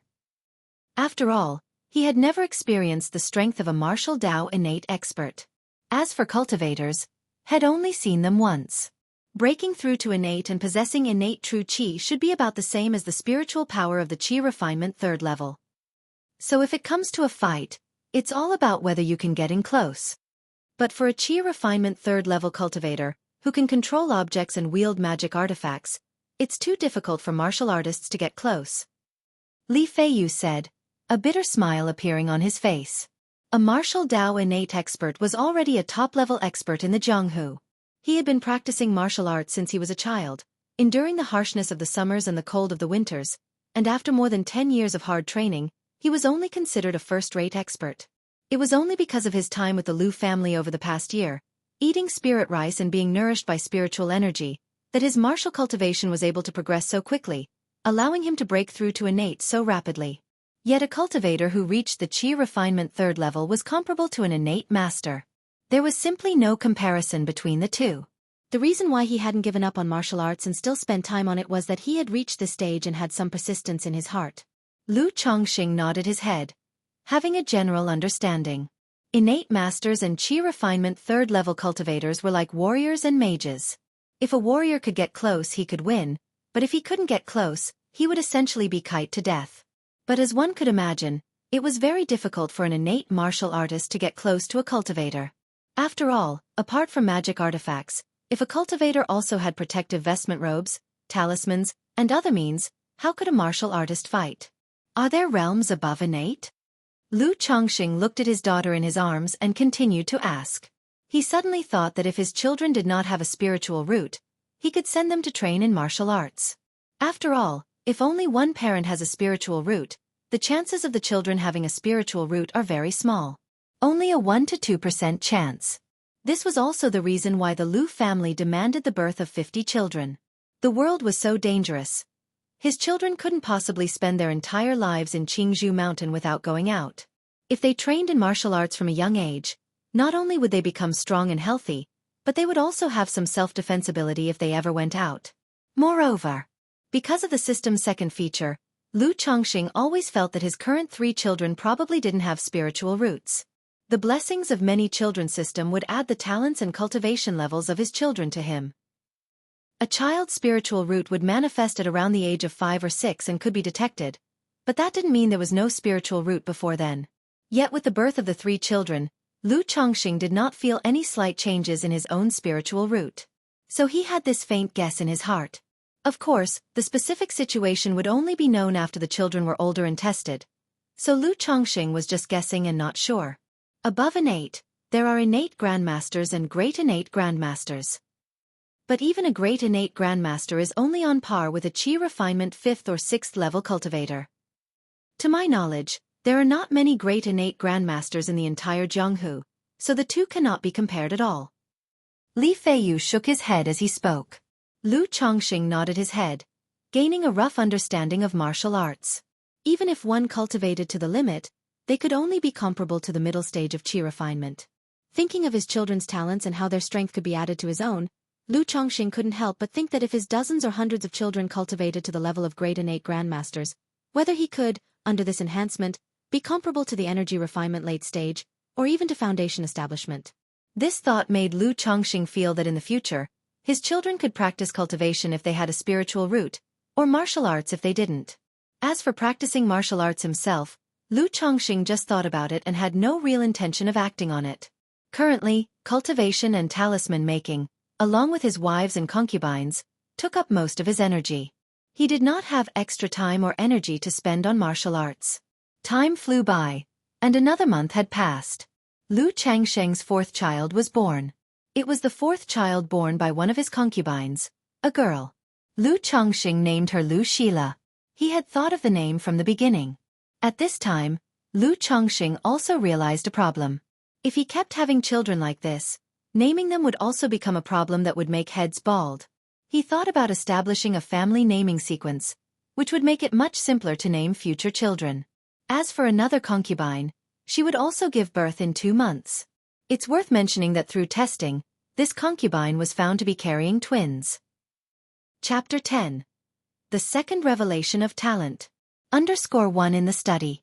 Lu Chongqing turned the last piece of talisman paper into a first-grade, middle-grade talisman. He still found it somewhat difficult to draw first-grade, middle-grade talismans. It wasn't a problem of skill. Talisman making was very consuming of spiritual power and mental spirit. If it weren't for his second-grade talisman master skills, with his third-level qi refinement cultivation level, it would simply be impossible to draw a first-grade, middle-grade talisman. After resting for a moment, he picked up the talisman and then opened a nearby locked cabinet. Inside the cabinet, neatly stacked, was a thick pile of talismans, amounting to hundreds. It had been almost half a year since he won the talisman-making skill from the lottery. And these talismans were the fruits of his labor over the past half year. Sigh, so many talismans, yet there's no way to sell them for money. As Lu Chongqing looked at these talismans, he couldn't help but shake his head and sigh. Having bought 20 bundles of talisman paper, apart from the few he tried with his crafty hands, attempting several more difficult first-grade, middle-grade talismans and failing due to insufficient spiritual power, all others were successfully made into talismans. To say he had a 100% success rate in making talismans wasn't an overstatement at all. But Lu Chongqing didn't dare sell a single one of these first-grade talismans. He could only let them gather dust here. After all, last time he had only taken 5 basic cleansing talismans to the 100 Treasures Pavilion, and that made the shopkeeper show a look of astonishment. If he were to take out first-grade talismans, he feared it would directly alarm the higher-ups of the Lu family. As for secretly selling them somewhere else, that wasn't realistic either. Not to mention that he would have to apply to the Lu family to leave Qingzhou Mountain. The idea of him going out alone to sell things in the marketplace of an immortal town made Lu Chongqing himself feel somewhat afraid. In this cultivation world, there was nothing like laws. What if he encountered robber cultivators who might rob and murder him? After all, he was only a qi refinement third-level weakling who had not learned any spells. He was just a bit more agile and nimble than ordinary people, and could only rely on talismans for protection. No need to rush, take it slowly. Lu Chongqing took a deep breath and told himself that one must never be too hasty in matters, as prudence was the best policy. He then picked up the 9 cleaning talismans, 6 garment purification talismans, and 3 dust avoidance talismans he had drawn earlier and headed towards the 100 Treasures Pavilion. He intended to exchange these 18 basic talismans for spirit stones. At the same time, it was also to showcase his talent in talisman making once again. Shopkeeper, could you please exchange these talismans for spirit stones? Upon arriving at the 100 Treasures Pavilion, Lu Chongqing called to the shopkeeper and placed the 18 basic talismans on the counter. Hiss, you've managed to make 18 talismans this time? And not just the cleansing talisman, but also the garment purification talisman and the dust avoidance talisman. The shopkeeper picked up the talismans and immediately recognized the other 2 types, astonished. I am now quite confident with the cleansing talisman and the garment purification talisman, but the dust avoidance talisman still needs some work, Lu Chongqing said with a deep sigh. You were right before, shopkeeper, talisman making is too difficult and costly. At this rate, I don't know how long it will take before I can draw first-grade talismans and become a talisman master. Lu Chongqing feigned a sigh of hardship. Although all 3 talismans were basic talismans, their difficulty varied and increased gradually. You're already doing very well. You indeed have a talent for talisman making, and if you keep it up, you will certainly become a talisman master, the shopkeeper said with a face full of emotion, finding it incredible. As of now, since Lu Chongqing could draw 3 kinds of basic talismans, he was considered a talisman-making apprentice. As long as he persisted, he was guaranteed to become a talisman master. He took the talismans and handed over 6 spirit stones to Lu Chongqing, encouraging him with a, "Keep it up." "Thank you, shopkeeper." Lu Chongqing grabbed the spirit stones and left without buying anything else. "Aren't you buying talisman paper this time?" The shopkeeper was surprised to see Lu Chongqing leave with only the spirit stones. "The previous talisman brush I had is worn out and can't be used anymore, so I'm planning to wait a bit until I have more spirit stones to buy a new talisman brush," Lu Chongqing replied, shaking his head with a bitter expression. Although the expression was false, the words were true. The wolf hair talisman brush was said to be usable 200 times, but really, after 180 uses, it barely functioned. The rest depended solely on Lu Changsheng's second-rank skills to keep using the damaged brush for talisman making. With his current income of 3 spirit stones a month, even if he saved continuously, he couldn't afford a new talisman brush. Unless he sells the vestment robe he's wearing. However, Lu Chongqing had worn this robe for so long and had grown quite fond of it, he didn't want to sell it. The shopkeeper also remembered that Lu Chongqing had been using the same talisman brush for a long time as well. After a brief thought he said, "Lu Chongqing, what is your success rate now for drawing basic talismans?" "For the cleansing talisman and garment purification talisman, I'm already familiar with them and am 70 to 80% confident. For the dust avoidance talisman, it's about 30%, and for the peace charm, I've tried a few times but failed each time." Lu Chongqing didn't know why the other party was asking this, but he was certain there was a reason, so he replied after some thought. "The difficulty of the dust avoidance talisman is 1 level higher than that of the peace charm. If he were about 70 to 80% confident with the peace charm, he could try challenging a lower-grade basic talisman." "Good." The shopkeeper nodded upon hearing this and didn't say anything further. Lu Chongqing bowed and turned to leave. At that moment, a fair-skinned young girl with pretty features, wearing a long green dress, happily approached the 100 Treasures Pavilion, passing by Lu Chongqing. The girl glanced indifferently at Lu Chongqing, a look of disdain apparent in her eyes. Then she walked straight into the 100 Treasures Pavilion and excitedly called out to the shopkeeper, "Grandpa, I've broken through to the 3rd level energy refinement." The shopkeeper's face immediately lit up with a smile upon hearing this. "You've broken through to the 3rd level energy refinement. Very good, whatever reward you want, Grandpa will give it to you." "Grandpa, I want a flying sword." The girl immediately made her request. "No problem, at the 3rd level energy refinement you're able to wield a magic artifact. Grandpa has already prepared it for you," said the shopkeeper delightedly, as he led the girl to fetch the flying sword. "Thank you, Grandpa," the girl said cheerfully. She casually asked, "Grandpa, what was that brat doing just now? I saw he didn't buy anything and he chatted with you for quite a while." "Heh, he's practicing talisman making and brings some basic talismans here to sell," the shopkeeper replied. "Talisman making? That social climbing son-in-law dares to practice talisman making," the girl scoffed upon hearing this. Most of the Lu family disciples from Qingzhou Villa looked down on Lu Chongqing and other outsiders like him, and she was no exception. Especially given Lu Changsheng's reputation for continually taking wives and concubines, it made her feel disdainful. Now hearing that he was actually practicing talisman making, she naturally disdained it even more. "Yuer, what has Grandpa always taught you?" the shopkeeper said sternly, looking at his granddaughter. "Although Lu Chongqing is a son-in-law who married into our family and came from another clan, he has been diligent and practical over the past year and has done right by our Lu family. If your word spread, it would make our Lu family appear petty and intolerant. Moreover, this Lu Chongqing is quite extraordinary. He has a talent in talisman making and is already an apprentice. As long as he persists, he will surely become a talisman master in the future. So such talk is forbidden from now on, and when you meet him in the future, try to get along well. Once he truly becomes a talisman master, it will be beneficial to you as well," the shopkeeper instructed. "Really? That upstart, Lu Chongqing, is an apprentice in talisman making? He could become a talisman master?" the girl exclaimed in disbelief after hearing her grandfather's words. It should be known that there were only 2 first-grade talisman masters in the Lu family. One was the 4th elder and the other was the eldest daughter. But now, her grandfather was saying that an in-law, a nobody, could actually become a talisman master. This was something she found hard to believe. "Of course it's true, why would Grandpa lie to you?" said the shopkeeper as he affectionately ruffled his granddaughter's hairbun. "Why him, and besides, as an in-law, where would he get the money to buy materials to practice talisman making?" The girl still couldn't believe it and grumbled unhappily. She had attempted talisman making before but discovered she had no talent for it. Now, hearing from her grandfather that a social climbing in-law actually possessed such a talent, she felt outdone and quite irked, as it was a blow to her pride. A spiritual root doesn't define everything. Some people just have a natural gift in certain areas, and that's something nobody can predict.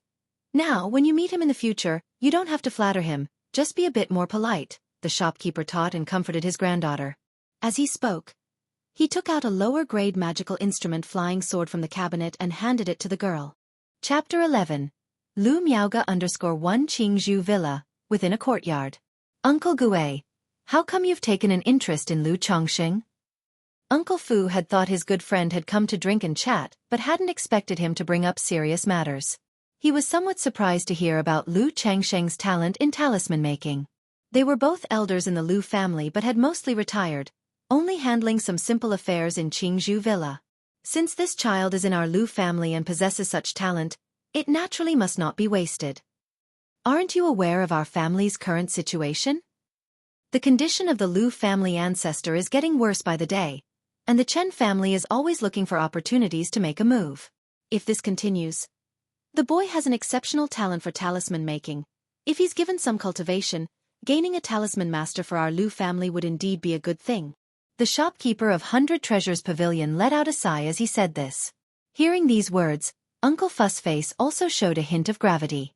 In the past few years, the strife between the Lu family and the Chen family had not only led to significant casualties among the Lu family's younger generation, but the Lu family ancestor had also sustained severe injuries in that battle. Since the Lu family ancestor was already advanced in years, with the addition of these injuries, he probably didn't have many years left. Now the Lu family had only one foundation establishment cultivator, the Lu family ancestor. If the Lu family ancestor passed away, without another foundation establishment cultivator to stabilize the scene, the family would be unable to protect their current estates and the blessed land of Qingzhou Mountain. He nodded and said, "That's true, if this child can indeed become a talisman master, it would indeed elevate our Lu family's foundation. Let's go. I'll accompany you to see the patriarch. Let the patriarch make the final decision." Straight away, the two made their way towards Qingzhou Valley. Qingzhou Valley is the core area of the Lu family of Qingzhou Mountain. Below it lies a second-grade spiritual vein suitable for foundation establishment cultivators to cultivate. People like Lu Chongxing, a son-in-law brought in by marriage, and ordinary Lu family disciples typically didn't qualify to enter. However, as elders of the Lu family, they indeed had the privilege to enter. The two arrived at a villa. "Uncle Gue, are you saying that Lu Chongxing has a great talent for talisman making?" The patriarch of the Lu family, Lu Yuanding, was quite surprised upon hearing the words of the 100 Treasures Pavilion shopkeeper. "That's right, family head. About half a year ago, Lu Chongxing bought a set of talisman making materials at the 100 Treasures Pavilion, saying he wanted to practice talisman making. At that time, I didn't take it seriously. Unexpectedly, a few months later, out of the 100 sets of talisman-making materials he bought, he actually made 5 successful talismans. And this time, he made 18 successful talismans out of 100 sets of materials. Although I'm not versed in the art of talisman making, even I can tell that this boy has an innate gift in this field," the shopkeeper of 100 Treasures Pavilion said, his voice tinged with a sense of admiration. Before this child joined our Lu family, he hadn't started cultivating, nor could he possibly have had any exposure to talisman making. Under such circumstances, this indeed qualifies as a rare talent. Lu Yuanding nodded thoughtfully. "This Lu Chongxing is truly commendable. During this year within our family, he has proven to be diligent. While other promising youths are still not willing to have children, Lu Chongxing has already impregnated 5 women in our Lu family." At this point, Uncle Fu spoke up as well. Lu Chongxing comes from a peasant background. Before he began cultivation, it would have already been an achievement for him to marry one wife. Given such an opportunity now, faced with the allure of women, How could he restrain himself? Lu Yuanding laughed lightly without much concern. He continued, however, since this child comes from a peasant background and is willing to marry and have children, it shows that he is relatively simple and easy to control. Since he also possesses such talent for talisman making, we can consider officially accepting him as a disciple of the Lu family. Uncle Fu, go find Miaoga and let her assess Lu Changsheng's talent and skills in talisman making. If he is indeed as worthy as Uncle Gui suggests, then we shall nurture him accordingly. Still, this child has been with our Lu family for just over a year and certainly hasn't developed a deep allegiance yet, so we need to observe him more. Lu Yuanding muttered thoughtfully. Yes, family head, Uncle Fu responded, bowing his hands in acknowledgement. That day, Lu Chongsheng was practicing his cultivation when he heard from his wife Lu Lanshu that Uncle Fu and the young mistress had come to visit. He immediately got up and went to the hall. Inside the hall, two figures were seated. One was the manager of Qingzhou Villa, Uncle Fu. The other was a woman about 18 or 19 years of age. The woman's jet black hair was tied up simply, and she wore a pure white on-snow dress. Her slender and curvaceous figure sat on the chair with elegance and dignity. She was extremely beautiful, pure as snow, adorned in a snow-white dress. Combined with her ethereal aura, she resembled a Tianshan snow lotus, sanctified and flawless. This woman was none other than the one Lu Chongsheng had met and remembered by name when he came to Qingzhou Mountain a year ago. Lu Miaoga. She was also the very Miss Lan Shu had referred to. The other party looked exactly the same as when Lu Chongsheng had seen her a year ago. Not a single change had occurred. Lu Chongsheng glanced at her and then diverted his gaze. Now that the system's effects were beginning to show, and with the skills of a second-grade talisman master, Changsheng's thoughts were clear. He believed that through hard work, his future achievements would not fall short.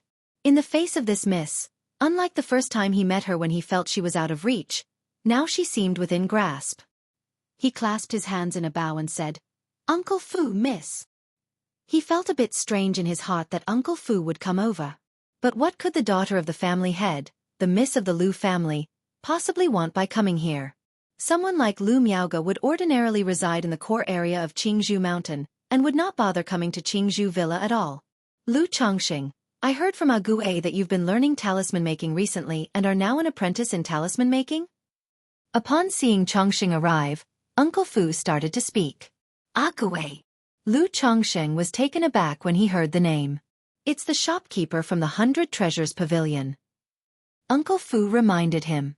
The shopkeeper from the 100 Treasures Pavilion is named Ague? Lu Chongsheng found this quite odd and also had a vague understanding of what was going on. It must be because of the talent he had shown in talisman making. He immediately replied, I only have a 9th grade spiritual root and am well aware that cultivation is hopeless for me. I thought it would be better to learn a craft, so I've been practicing talisman making all this while. Currently, I can draw 3 basic talismans. It's very good that you have this mindset. Your performance over this past year since you joined the Lu family has not escaped my attention. Therefore, the miss and I have come to see how your talisman making skill is. If it's as Ague has mentioned, and you possess a talent for talisman making, the family will naturally provide certain support and cultivation, Uncle Fu praised and said. Lu Chongsheng thought to himself, as expected. He immediately showed a grateful expression and clasped his hands in thanks. Thank you, miss, and thank you, Uncle Fu. Which talismans can you draw now? At this moment, Lu Miaoga, who was seated elegantly on the side, turned her beautiful eyes towards Lu Chongsheng and asked. Her voice was as refreshing as a flowing spring, very pleasing to the ear. Reporting to the miss, the talismans I can draw are the cleansing talisman, garment purification talisman, and dust avoidance talisman, Lu Chongsheng replied with his hands clasped. Show me how you draw the garment purification talisman and the dust avoidance talisman. Lu Miaoga stood up, displaying her svelte figure wrapped in a snowy white dress, took out a set of talisman-making tools and materials from her storage bag, and laid them out on the table.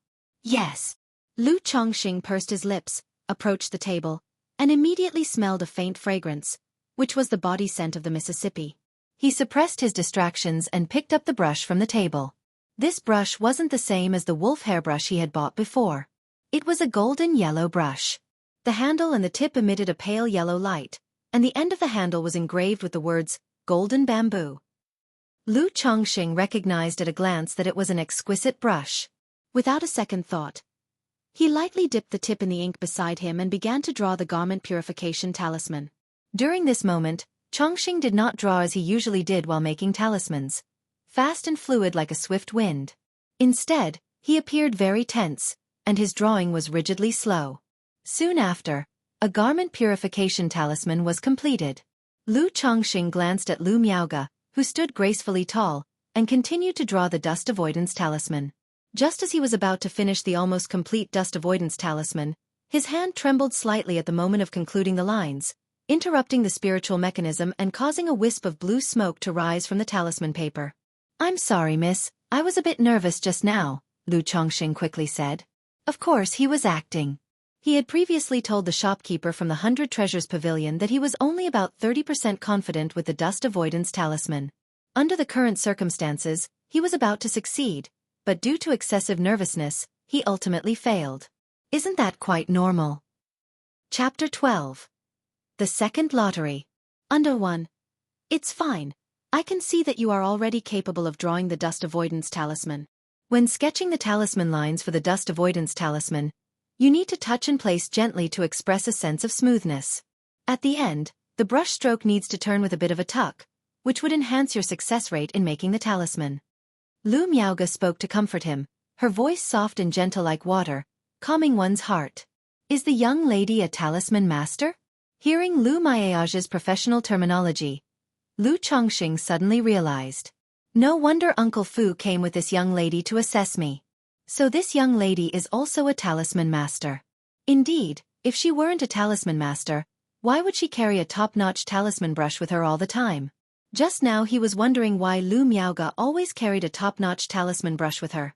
Now that I know she's professional, I've got to perform a bit more convincingly. May I ask the young lady, what does tuck mean? Lu Chongqing asked with an eagerness to learn. The techniques of talisman making like dot, place, touch, tuck, flick, slide, flash. Don't you know them? Lu Miaoge asked with her eyebrows slightly furrowed, in a soft voice. I've only read an introductory book on talismans and a comprehensive guide to basic talismans. I've been studying on my own based on the books without learning these specific techniques you mentioned, Lu Chongqing said, his face showing embarrassment. Upon hearing these words, Lu Miaoge's lips pursed lightly, finding herself at a loss for what to say. Without any guidance, without learning any specific techniques, he managed to practice talisman making to this extent just by reading 2 basic books on talismans. This talent. Even she could not help feeling inferior. I have a book here, Essentials of Talismans, which has instructions on talisman making techniques, the use of spiritual power, as well as some insights I've annotated. Take it and read it well, and if there's anything you don't understand, feel free to ask me. Lu Miaoge took out a book from her storage bag and handed it to Lu Chongqing. Thank you very much, young lady. Lu Chongqing gratefully accepted the kindness and thanked her enthusiastically. Then he cautiously added, Young lady, should I redraw another one? No need, you have already passed the assessment. Lu Miaoge replied with a demure temperament, putting the talisman brush and spirit ink back into her storage bag, and then called out to Uncle Fu. All right, Lu Chongqing, since you possess this talent for talisman making, starting this month, your monthly resources will be increased to 5 spirit stones and 30 gene of spirit rice, Uncle Fu declared. Then, taking out a set of talisman-making tools from his storage bag, he added, Also, this set of talisman-making tools is for you. Keep up the hard work, and as long as you can become an elementary talisman master, our Lu family will definitely not treat you unfairly. As he spoke, Uncle Fu affectionately patted Lu Chongqing's shoulder. Yes, thank you, young lady. Thank you, Uncle Fu. Lu Chongqing expressed his thanks. Soon after, Uncle Fu and Lu Miaoge left. Lu Chongqing immediately saw them out, escorting them to the door. Watching Lu Miaoge's retreating figure, dressed in white as snow, Lu Chongqing shook his head slightly. Unless necessary, I should avoid contact with this young lady as much as possible. As a man, an LSP, it would be impossible for him to say he had no thoughts about this ethereal and refined young lady. But they say that beauties are trouble. For such a rare beauty, there must be no shortage of men within and outside the Lu family who admire and secretly love her. If I were to approach the young lady under the pretext of seeking talisman advice, who knows whether her admirers would come looking for me to cause trouble. So, to be cautious and prudent, it's better not to make contact. If contact is to be made, it will be when I've gained some strength. Then wouldn't it be wonderful to explore the path of talismans together?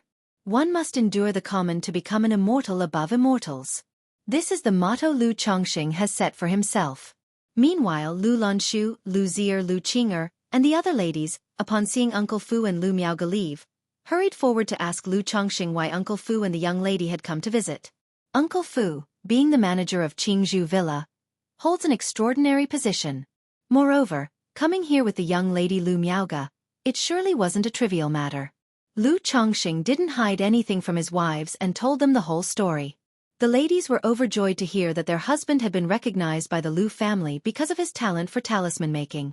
After all, as Lu Changsheng's status in the Lu family rises, as his wives, they too would benefit, their status rising with the tide. At the same time, Uncle Fu, after leaving Qingzhou Villa, asked Lu Miaoge, "Young lady, how is Lu Changsheng's talent for talisman making, and how long do you think it will take him to become a talisman master?" Although he was a cultivator, his understanding of talisman making was not thorough. His talent for talisman making is very high, even higher than mine. Lu Miaoge pressed her lips together and said softly, "What?" Uncle Fu showed a surprised expression upon hearing this. Their young lady, now 24 years old, was already a first-grade middle-grade talisman master. Within 20 years, she could aspire to reach the second rank. But now she said that Lu Changsheng's talent in talisman making was even higher than hers.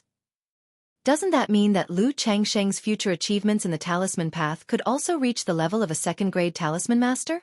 This was simply astonishing.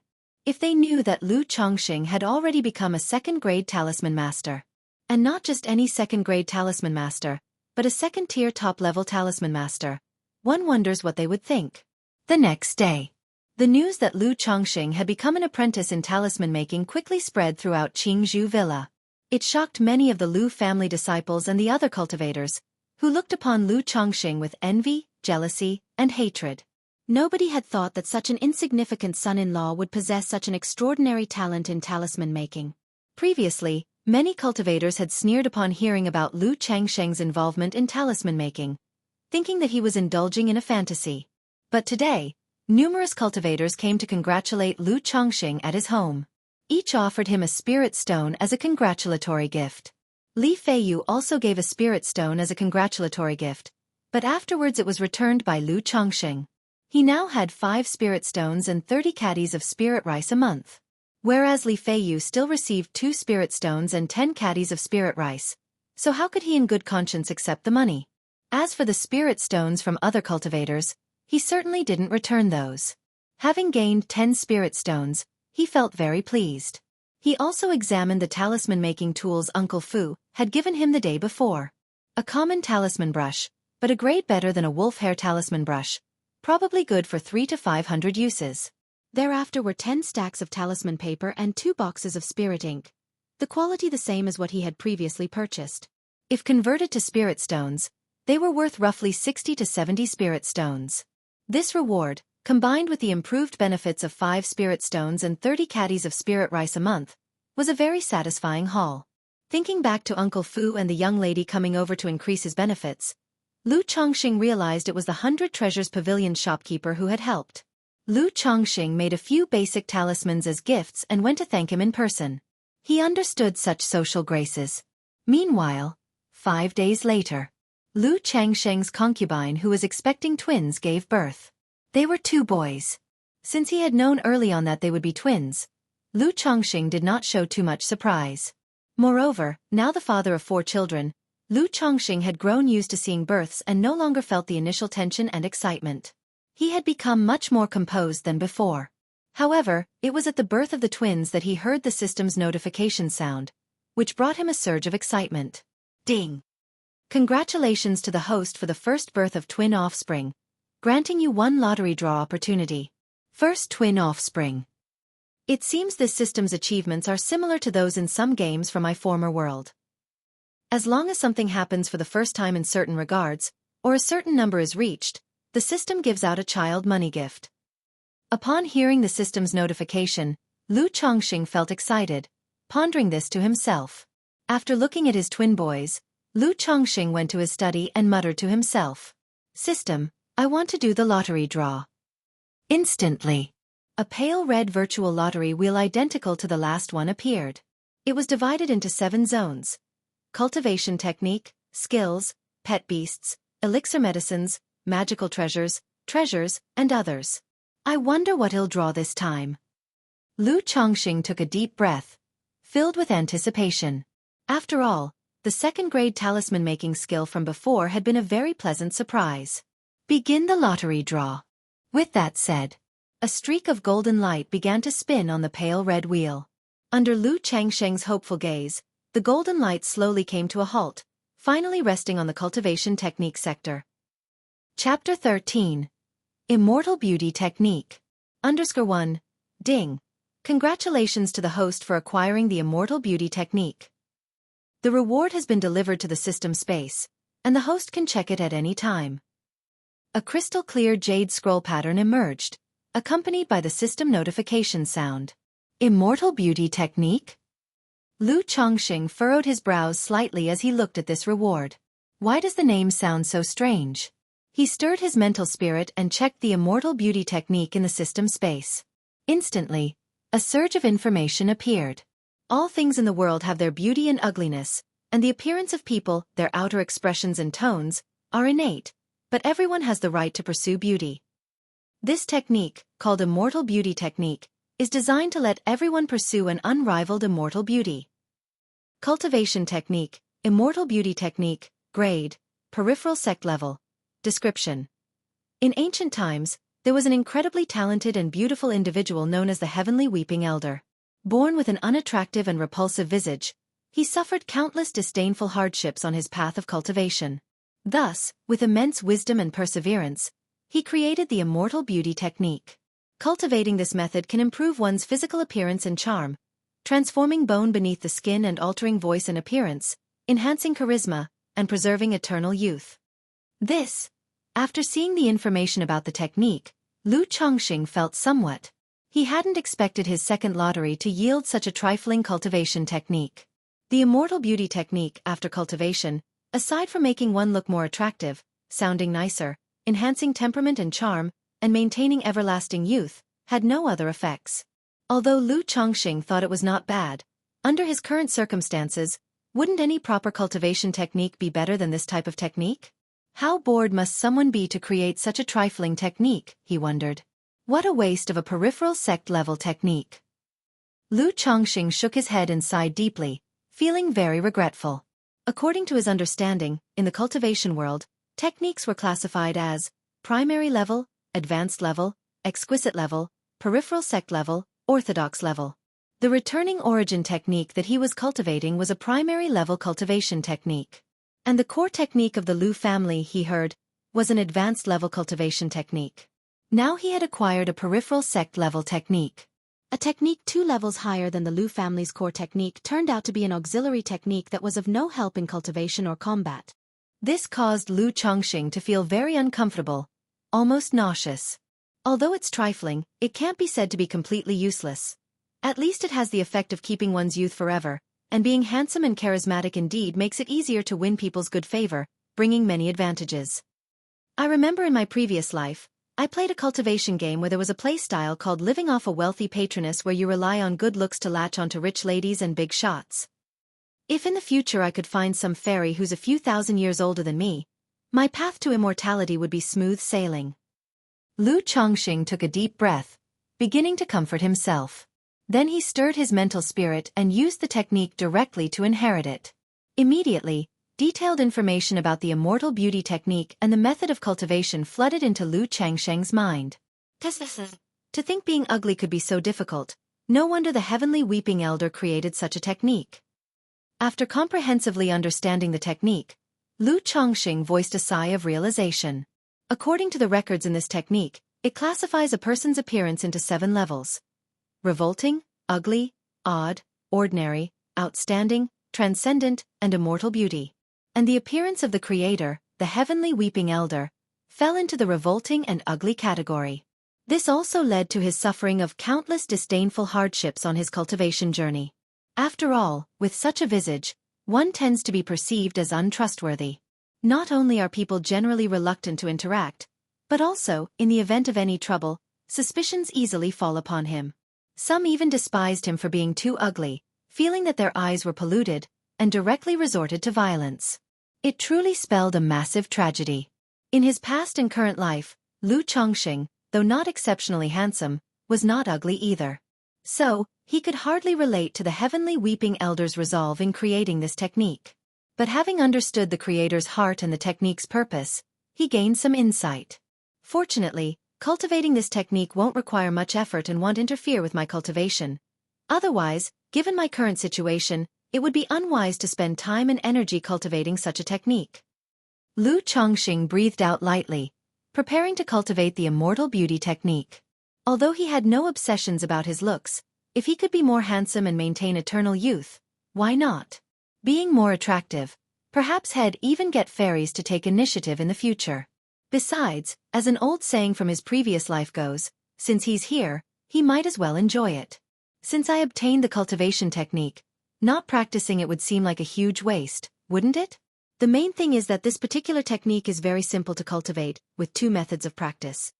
One method is through meditation, drawing in spiritual energy to wander through the body, slowly refining and improving imperfections and flaws in one's appearance. The other method involves using the essence of the 5 elements: spiritual gold, spiritual wood, spiritual water, spiritual fire, and spiritual earth, to establish a foundation. With this, there would be no need for me to cultivate on my own. The essence of the 5 elements within would auto-operate the technique, cleansing the body and enhancing my condition. Plainly speaking, as time passes, a person would keep getting more handsome. Furthermore, the essence of these 5 elements doesn't set high standards. Ordinary first and second rank spiritual materials would suffice. There's no need for heaven-sent treasures or rare spiritual objects. The higher the quality of the materials, the better the effect. However, Lu Chongqing could only use the first method for the time being, because he couldn't afford even the first-grade spiritual materials. Immediately after that, Lu Chongqing began cultivating the immortal beauty technique. One night passed, and the next day, Lu Chongqing looked at himself in the mirror. Although his appearance was exactly the same as before, he always felt as if he had become a lot more handsome. After looking at himself for a half an hour, Lu Chongqing stopped. Self-aware as he was, he knew this was an illusion. It's just like how you always feel thinner immediately after a run. And this immortal beauty technique, although a peripheral sect-level technique, isn't that miraculous. It's not like practicing it will transform one from ugly and loathsome to peerlessly divine. Only that by cultivating this technique, one's facial features, bone structure, and skin, among other things, would subtly and quietly improve for the better. Once the improvement reaches a certain level and one's own limit, there would be no more effect. It's not like there are different layers, and once you reach a certain layer, you become divine in appearance.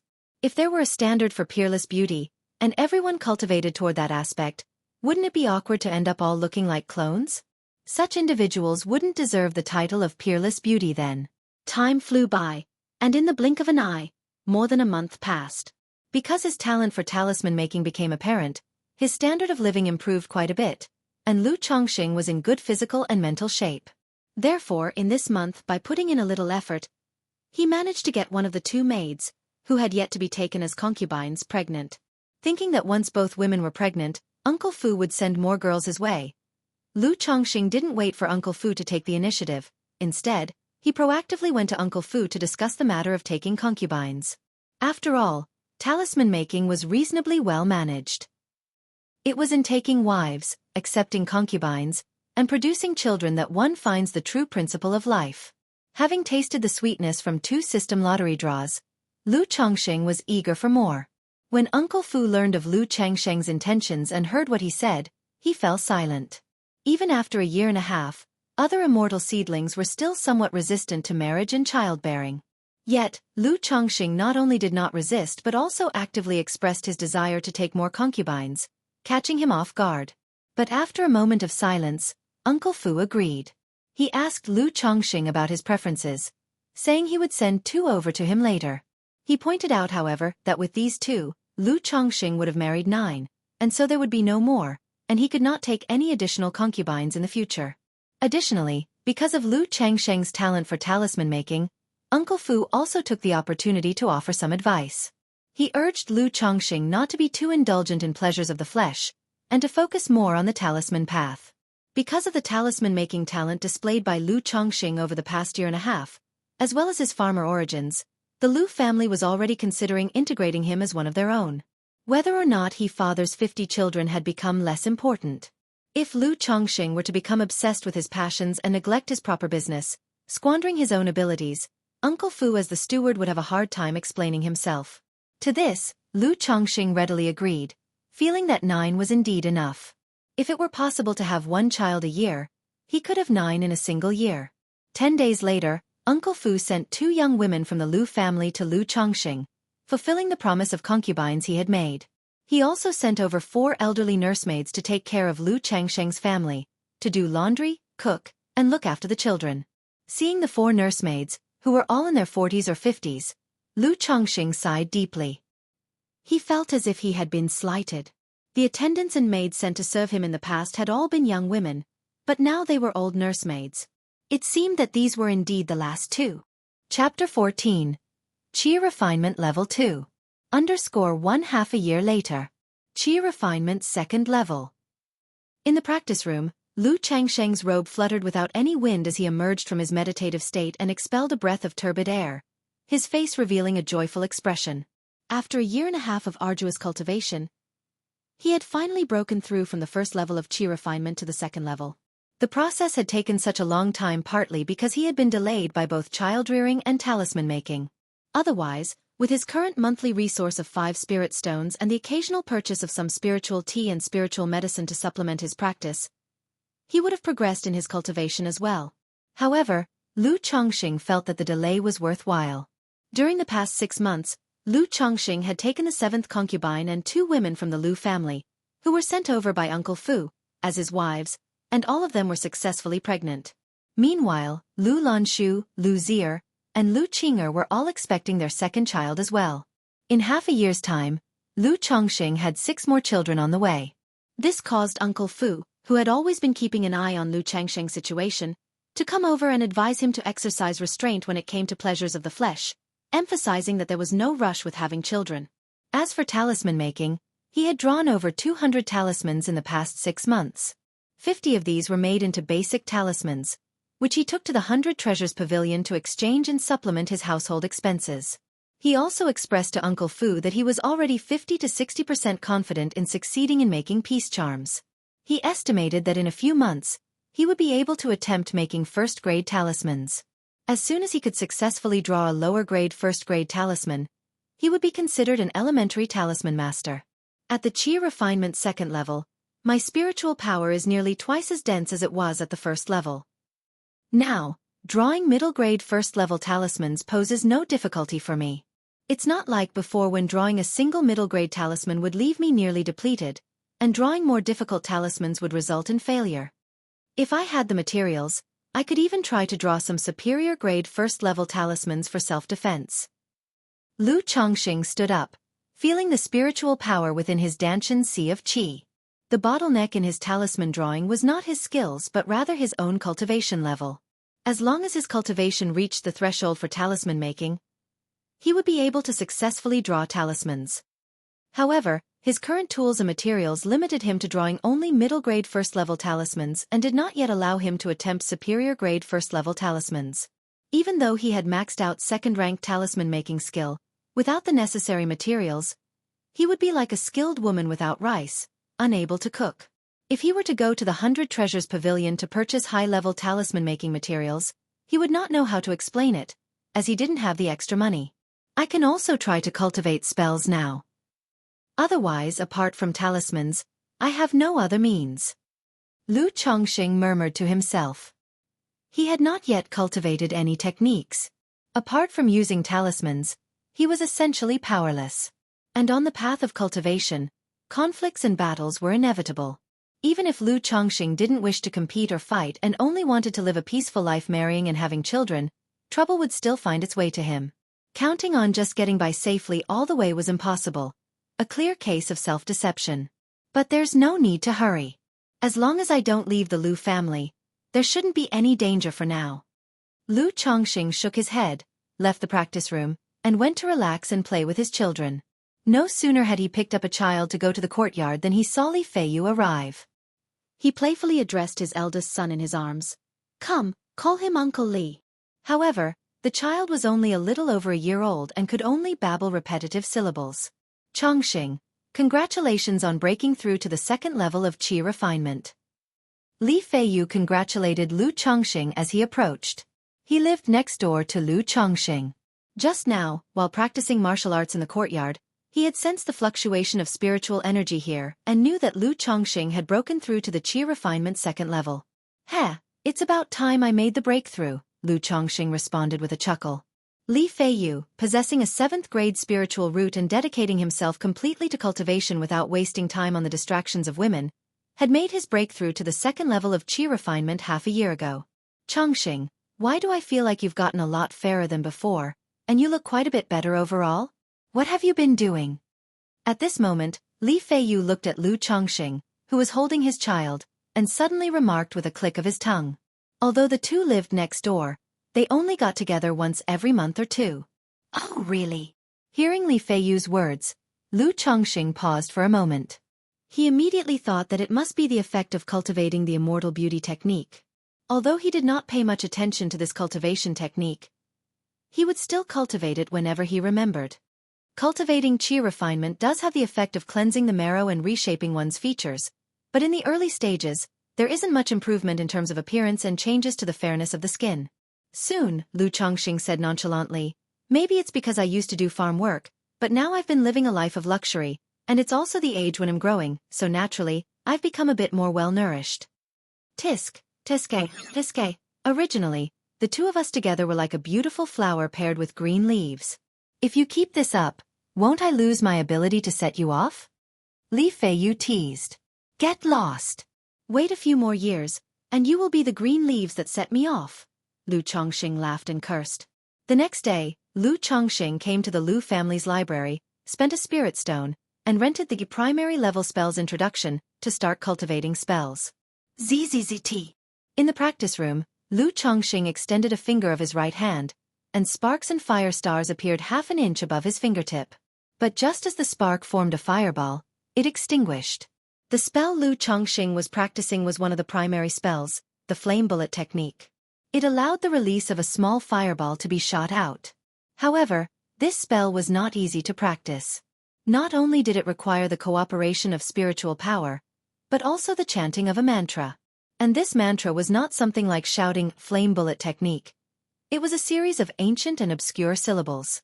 Coordinating them with spiritual power was very awkward, so even after practicing for so long, Lu Chongqing still hadn't gotten the hang of it. After practicing for an hour, Lu Chongqing's spiritual power was nearly depleted, and he began to sit and rest in meditation. And so, practicing spells became another part of Lu Chongqing's daily life. A month later. Crackle! A red fireball the size of a thumb appeared on Lu Chongqing's fingertip. The fireball was not large, but it emitted an intense heat, causing the temperature in the practice room to rise. Looking at the small fireball on his fingertip, Lu Chongqing continued to pour spiritual power into it, letting the flames of the small fireball start to grow. When the small fireball reached the size of an egg, Lu Chongqing's fingertip holding the fireball began to quiver. With a sharp flick of his finger, he targeted the front target and released the flame bullet. Bang! The flame bullet hit the target, and in an instant, it melted the fine iron-made target into molten iron. Phew! No wonder Feiyu said that the strength of a martial Dao innate is only comparable to the third-level energy refinement. In front of such a fireball, even if one's martial skills are high, a direct hit would undoubtedly be fatal. After seeing the power of the flame bullet technique, Lu Chongqing felt somewhat emotional. He thought back to the confrontation between the Lu family and the Chen family on the road to Qingzhou Mountain. The spells released by both sides were much faster than his own, and they could release multiple fireballs, water arrows, and wind blades at once, which was very difficult to defend against. But this spell is too difficult. I've only mastered a single flame bullet technique after a whole month. There's also the wind control skill, object manipulating technique, spiritual eye technique, sound transmitting technique, aura concealment technique, and a whole bunch of other basic spells. How long is it going to take to learn all of these? Lu Chongqing took a deep breath, shaking his head in frustration. If an elementary spell took so much time, what about more advanced spells? Cultivation truly consumes a great deal of time, effort, and money. This made him think of the talisman-making skill he had obtained. He now understood why such a skill was so precious and sought after. It wasn't just because of the difficulty. Cultivation itself was already a massive drain on time, effort, and finances. To practice an additional skill meant to spend even more time, effort, and money. Most cultivators simply did not have the time, effort, or finances to practice other things. They could only focus on cultivating one aspect. Chapter 15. Talisman Treasure. Golden Light Brick. _ 2 months later. Lu Chongxing welcomed his 7th child into the world. Standing outside the delivery room, as soon as he heard the cries from within, his spirits lifted, and a look of surprise and joy appeared on his face. But in the next moment, his eyes revealed a complex mixture of emotions. At the moment of the child's birth, Lu Chongxing himself felt a profound and ineffable connection. Spiritual root. It was his own spiritual root that was throbbing. At the same time, the sound of a system notification confirmed that it was not his imagination. Congratulations to the host for the first birth of a child with a spiritual root, granting you one chance to draw a reward. My previous guess was correct. If a child possesses a spiritual root, it exists from birth, though still unformed, requiring growth and development until it stabilizes and manifests around the age of 5 or 6, when it can be detected. Having the system, the child's spiritual root contributes to my own, so I sensed at the moment this child was born with it. This also means that my previous 6 children, none of them have a spiritual root. Lu Chongxing, knowing his child possessed a spiritual root, naturally felt great excitement and joy. After all, only with a spiritual root could a child embark on the path of cultivation. Only then could the talent of the spiritual root be added to his own, accelerating his cultivation speed. However, having the lack of spiritual roots in his other 6 children confirmed also complicated Lu Chongxing's feelings, causing him some distress. Although he had been prepared for this possibility, facing the reality still brought discomfort. Without a spiritual root, the child would have no choice but to lead an ordinary life, and he would have to watch each of his children go through life and death. This was one of the cruel truths of the cultivation world. Husband, what's the matter? Lu Lanshu, standing beside him, noticed Lu Chongxing suddenly become absent-minded and asked with concern. It's nothing, I just suddenly thought of something.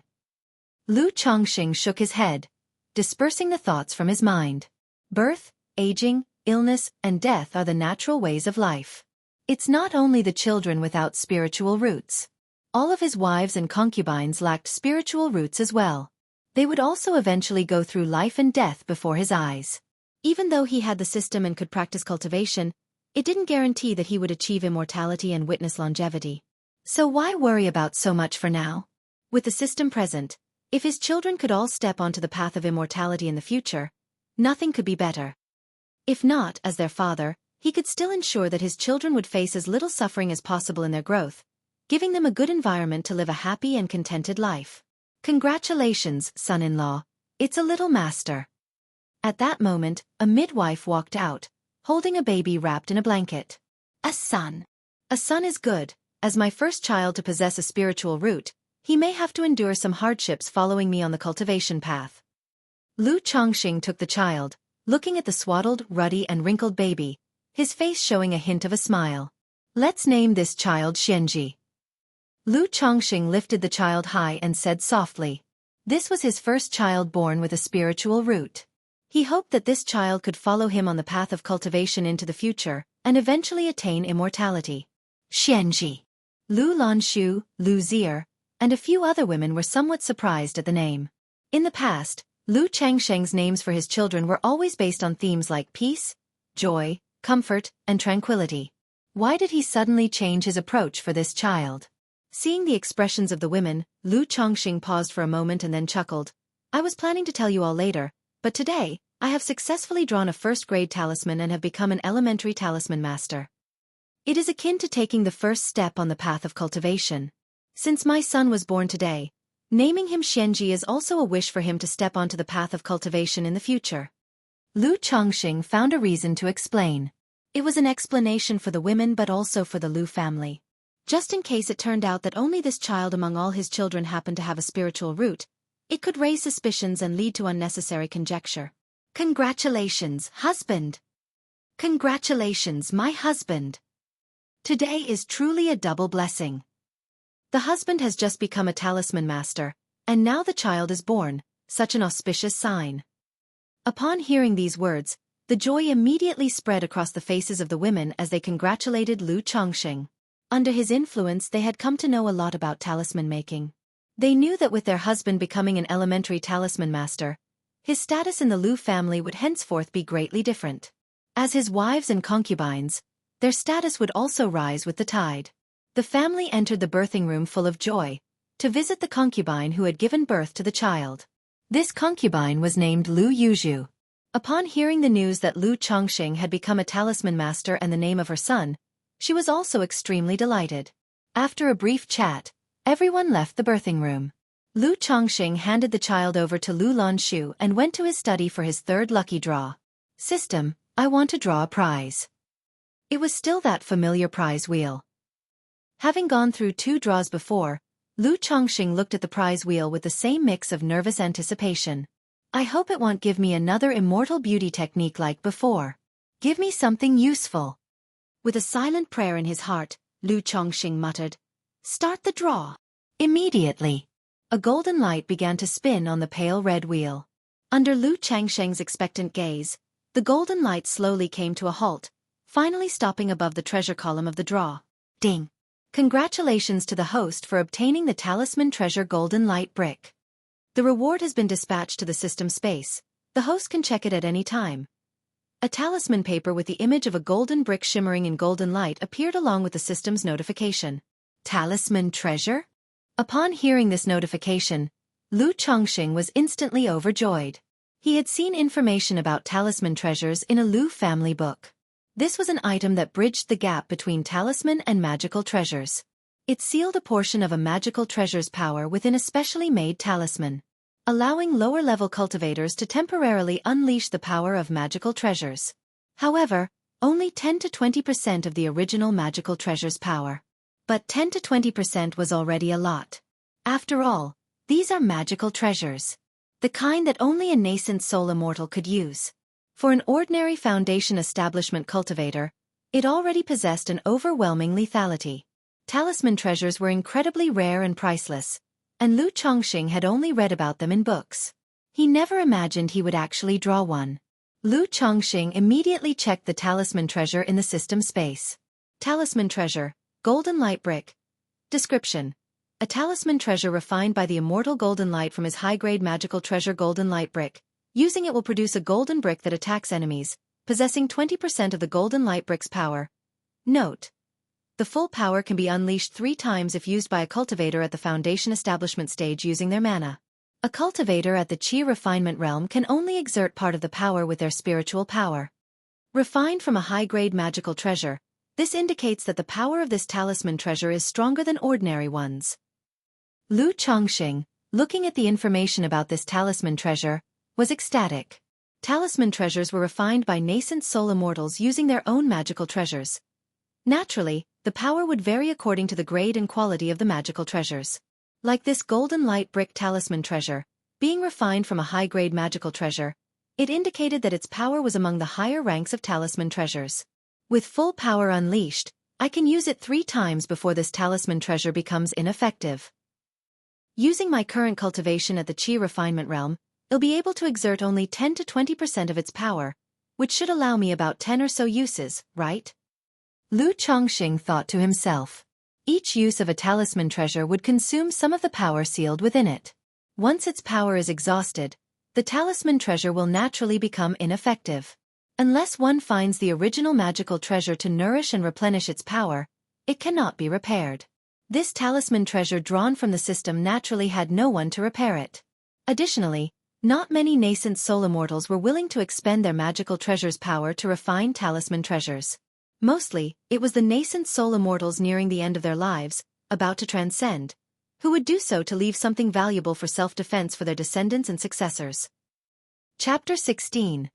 The Child's Spiritual Root. _1 Lu Chongqing's thoughts stirred, and he extracted the golden brick talisman treasure from his system space.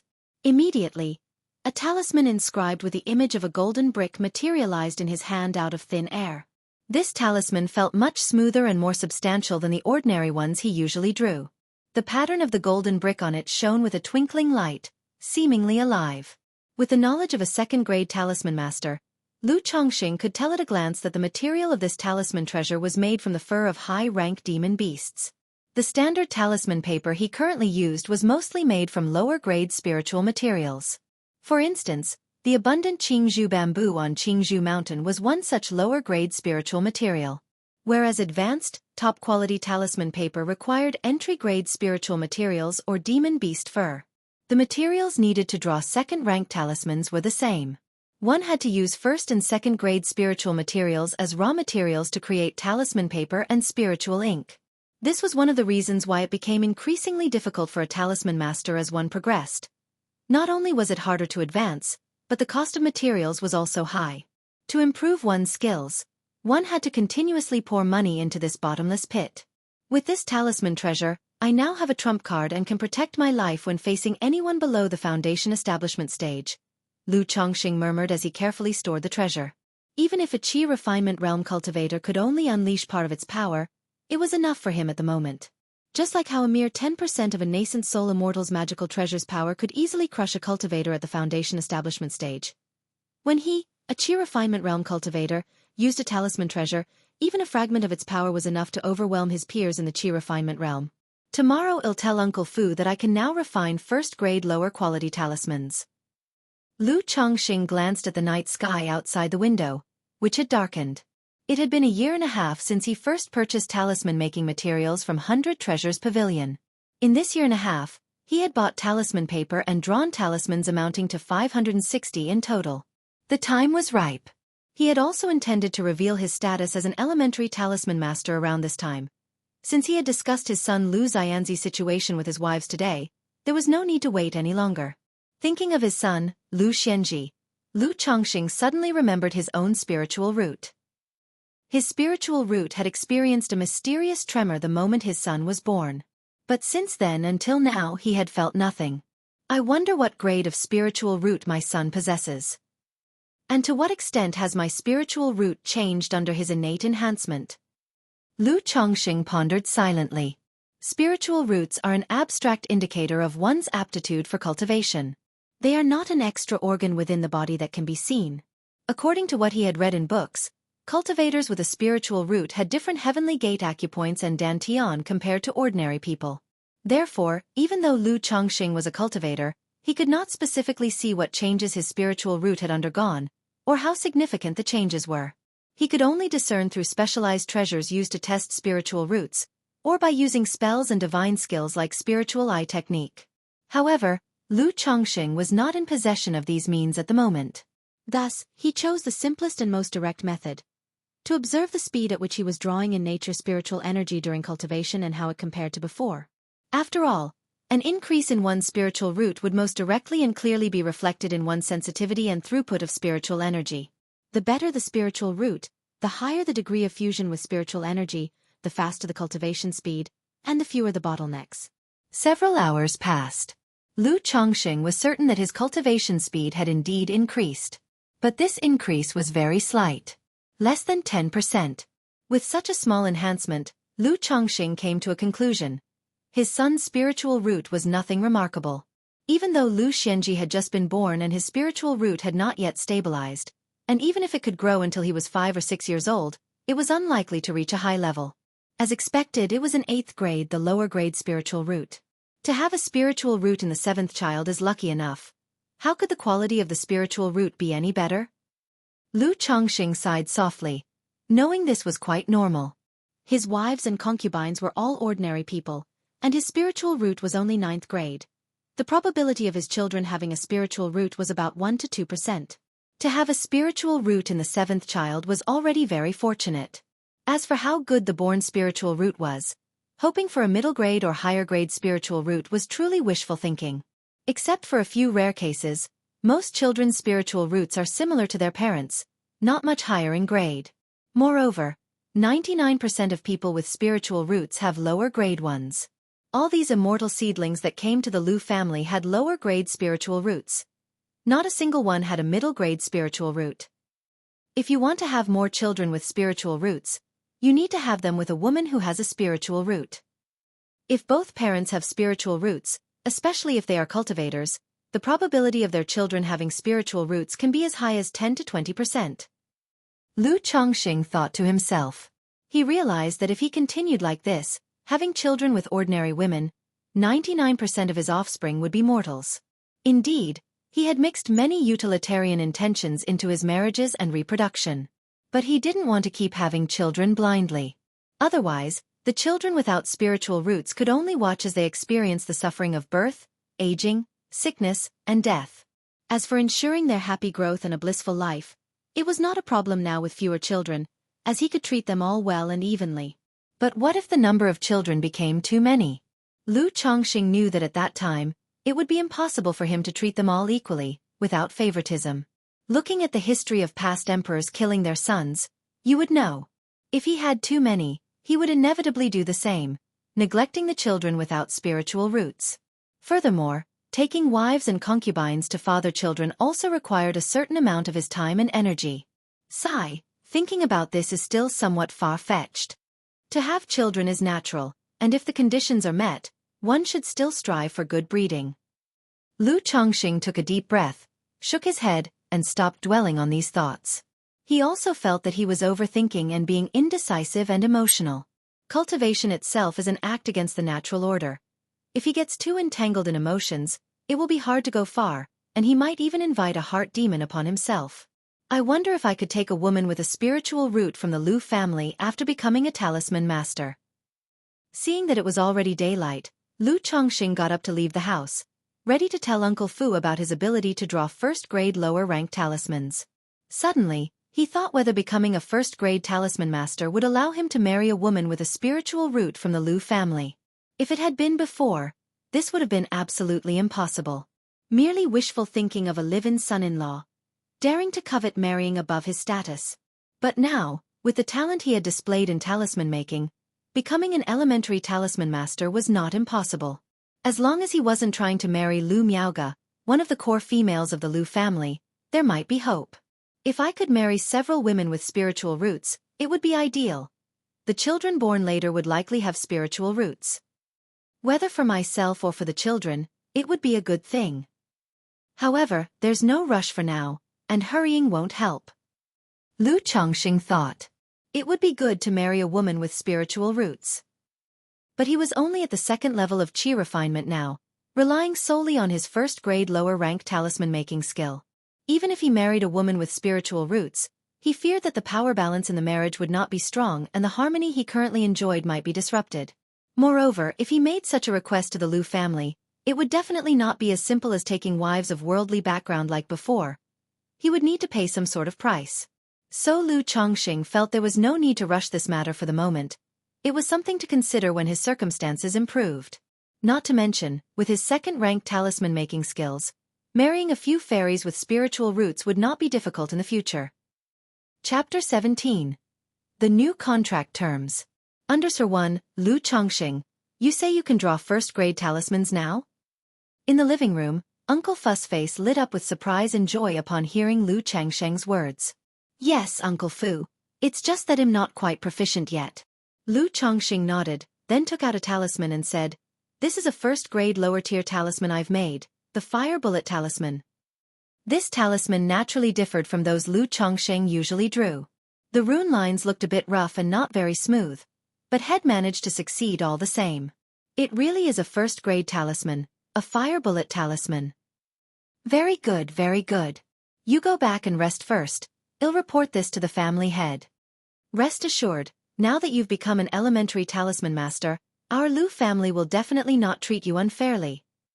Uncle Fu took the talisman, examined it for a moment to confirm it was correct, and then joyfully said, Yes, thank you, Uncle Fu. Lu Chongqing bowed slightly to take his leave and went to await the results. Lu Chongqing was playing with his children in the courtyard. The older kids could now walk and were running around the yard, full of life and energy.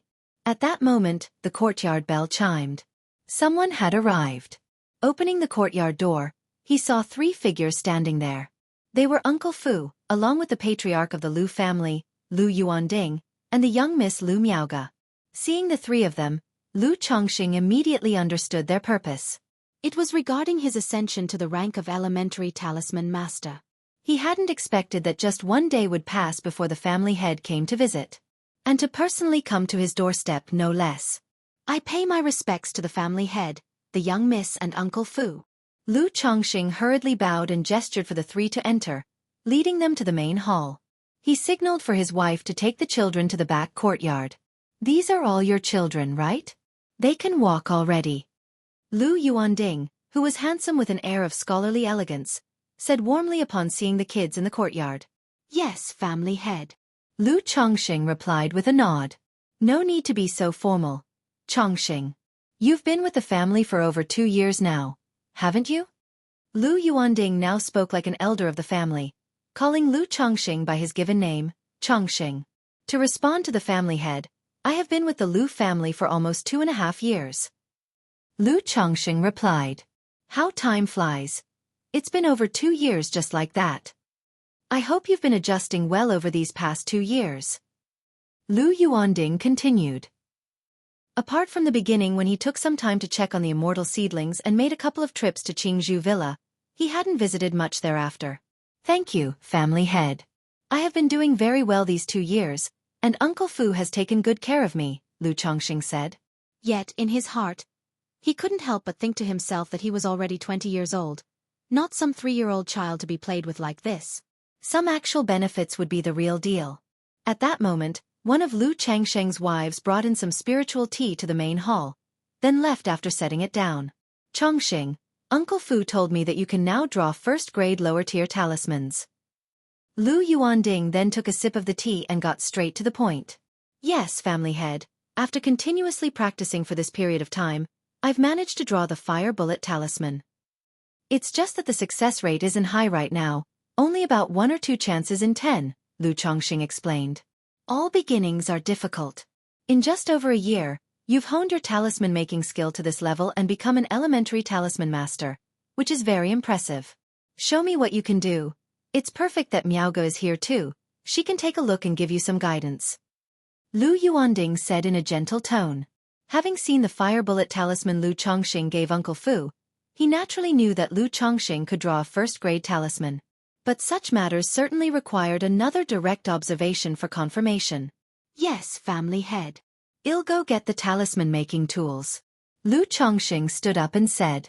No need, I have them here. Lu Miaoge, who was sitting nearby, stood up and said. She took out a set of talisman-making tools. Her voice remained soft and gentle as flowing water, making one feel as if they were basking in the spring breeze. Thank you, young Mississippi. Lu Chongqing took the tools from Lu Miaoge's hands. The talisman brush was still the golden bamboo brush from the last time. Approaching the table, he spread out the talisman paper, and took a deep breath as if slightly nervous.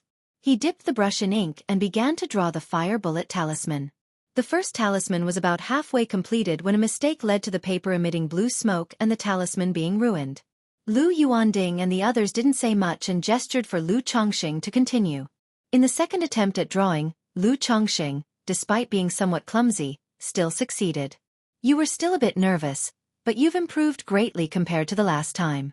It's just that the application of your spiritual power is not yet precise and natural enough, said Lu Miaoge, gently pursing her moist lips as she offered her critique from the side.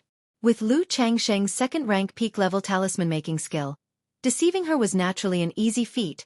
Thank you for your guidance, young Mississippi. My progress is largely due to the essentials of talismans you gifted me, Lu Chongqing said, bowing with hands folded. His voice filled with excitement. Very well, I didn't expect you, Chongqing, to successfully depict the fireball talisman on your second try. It seems your earlier claim of only having 10 to 20% confidence was a bit too modest. Lu Yuanding also chimed in with a laugh from the side. Internally he couldn't help but feel impressed. He had never thought that Lu Chongqing, once nearly discarded due to his 9th-grade spiritual root, would possess such astonishing talent in talisman making. In just a year and a half, he had gone from a novice to an elementary talisman master.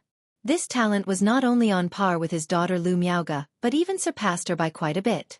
With such age and talent, He was indeed worthy of the Lu family extending an olive branch. This time it was just luck, good fortune, Lu Chongqing said, somewhat shyly, like a simple young man. Young man, there's no need to be too modest, Lu Yuanding waved his hand, continuing. I've been watching your performance in the Lu family for the past 2 years. I've long regarded you as one of our own. Now that you've become an elementary talisman master, our Lu family cannot possibly underappreciate our own people. This is the revised offer I have for you, have a look. As he spoke, Lu Yuanding took out a parchment of brownish-yellow sheepskin from his sleeve and handed it to Lu Chongqing. This was a spiritual contract, somewhat similar to modern contracts from his previous life. Upon Lu Chongqing and other immortal seedlings' arrival at the Lu family, they had signed such a contract. Thank you, family head, Lu Chongqing said, visibly overwhelmed as he took the spiritual contract and began to read through its contents. The terms laid out were quite straightforward and simple. Not like modern contracts that were densely packed through several pages, where one could miss a trap if not careful. Firstly, the previous contract was voided. Lu Chongqing was no longer an upstart son-in-law or a live-in son-in-law of the Lu family. Instead, he was formally married into the family as a son-in-law. Therefore, he no longer needed to provide the Lu family with 50 offspring within 20 years. Nor was he confined to how many children with a spiritual root he must have. The children would be his own. Second, he would enjoy the same treatment as the direct descendants of the Lu family. He could move to the core area of Qingzhou Valley, live in Qingzhou Valley, and have access to a second-grade spirit vein. Moreover, the monthly resources he received were increased from 5 spirit stones to 10, along with 1 bottle of yellow dragon elixir. In return, his obligation was to help the Lu family refine a certain quantity of talismans every month. And, depending on the family's needs, practice making the appropriate talismans, among other things. Of course, these talisman materials would naturally be provided by the Lu family, as part of the cultivation investment from the Lu family's side in talisman making. With Lu Changsheng's second-rank talisman-making skill, these obligations were essentially all profit. However, the final clause caused Lu Chongqing to frown slightly. Should he decide to leave the Lu family, he would need to give a 20-year notice in advance. Otherwise, he would have to repay threefold the resources that the Lu family had invested in him. The initial terms were indeed favorable, no doubt about it. But the last clause gave him slight hesitation. In essence, the last clause meant that staying with the Lu family was naturally for the best, a reason for everyone to rejoice. If he ever wanted to leave, there were 2 options available. Either repay 3 times the resources the Lu family had invested in him over the years, essentially buying his freedom, or give the Lu family a heads up, then work for them for 20 years. Deep within, Lu Chongqing had always harbored thoughts of leaving. Once he overcame the initial phase and gained sufficient strength, he would choose to leave the Lu family and establish his own cultivation clan. While the Lu family offered safety and protection, in the end, he was under another's roof. Many things and actions were fraught with trepidation. For example, in the area of talisman making, he had delayed showing off his first-grade talisman making skill for a whole year and a half. In his room, hidden away, were over 400, nearly 500 first-grade talismans.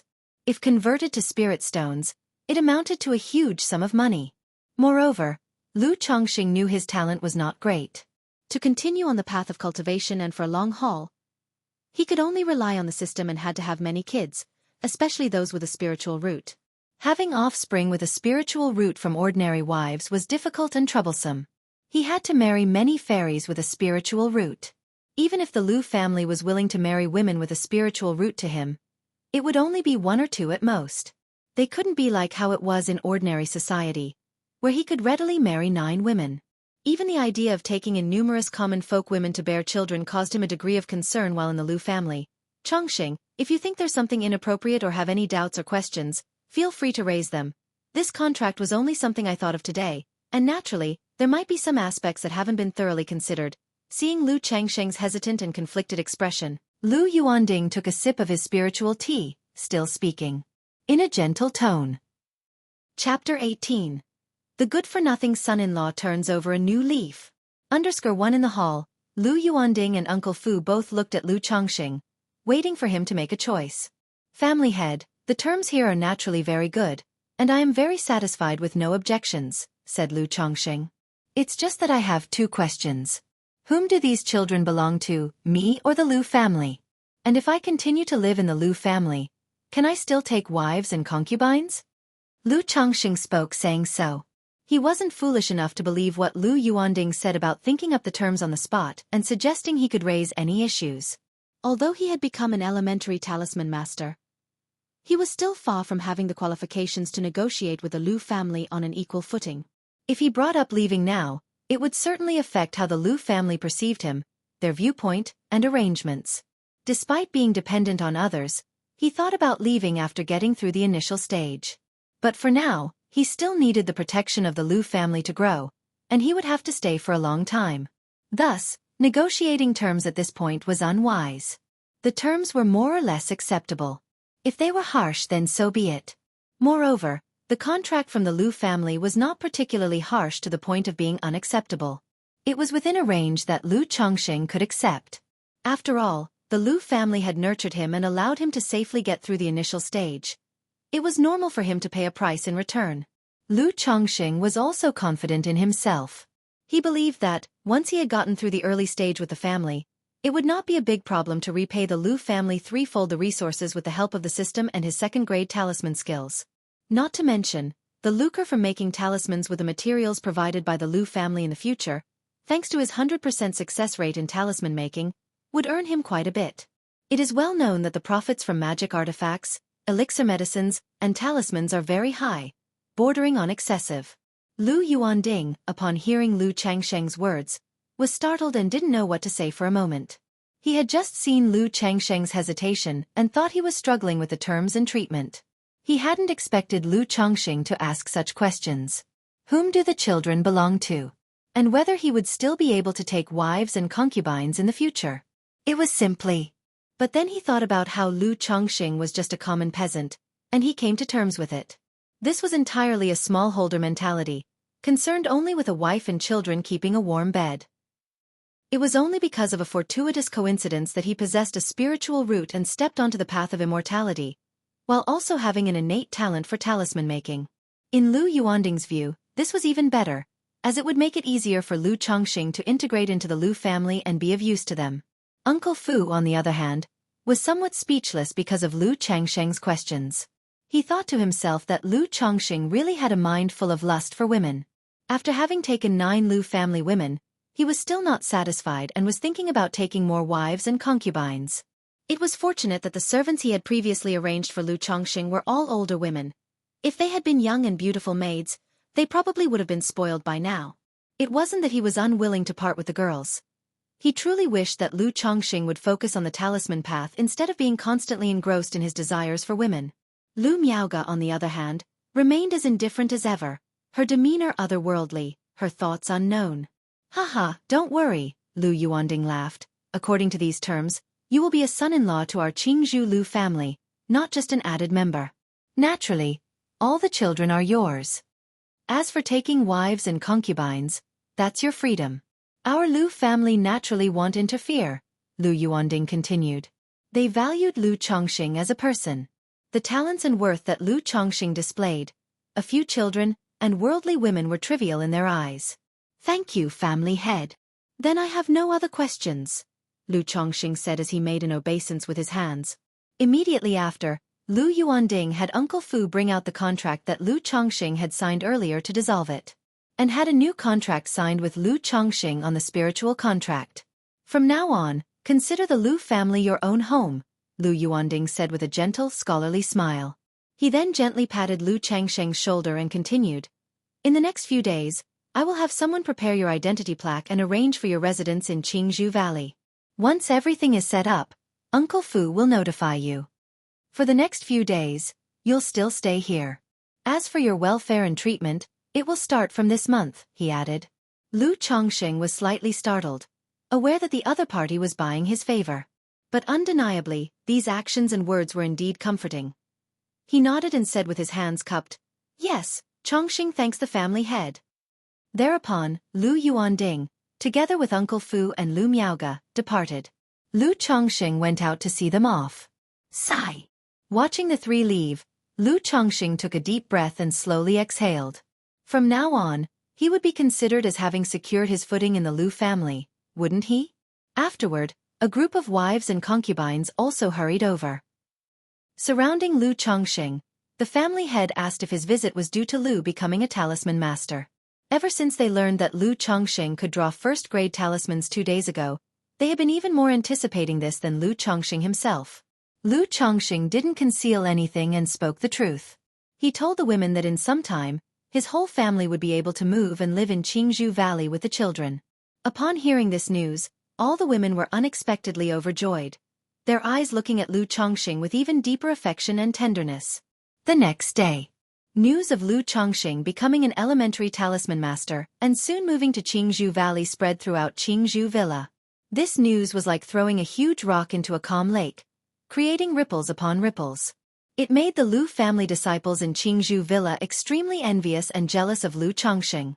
You should know, despite being Lu family disciples, they weren't qualified to live in Qingzhou Valley and could only reside in Qingzhou Villa.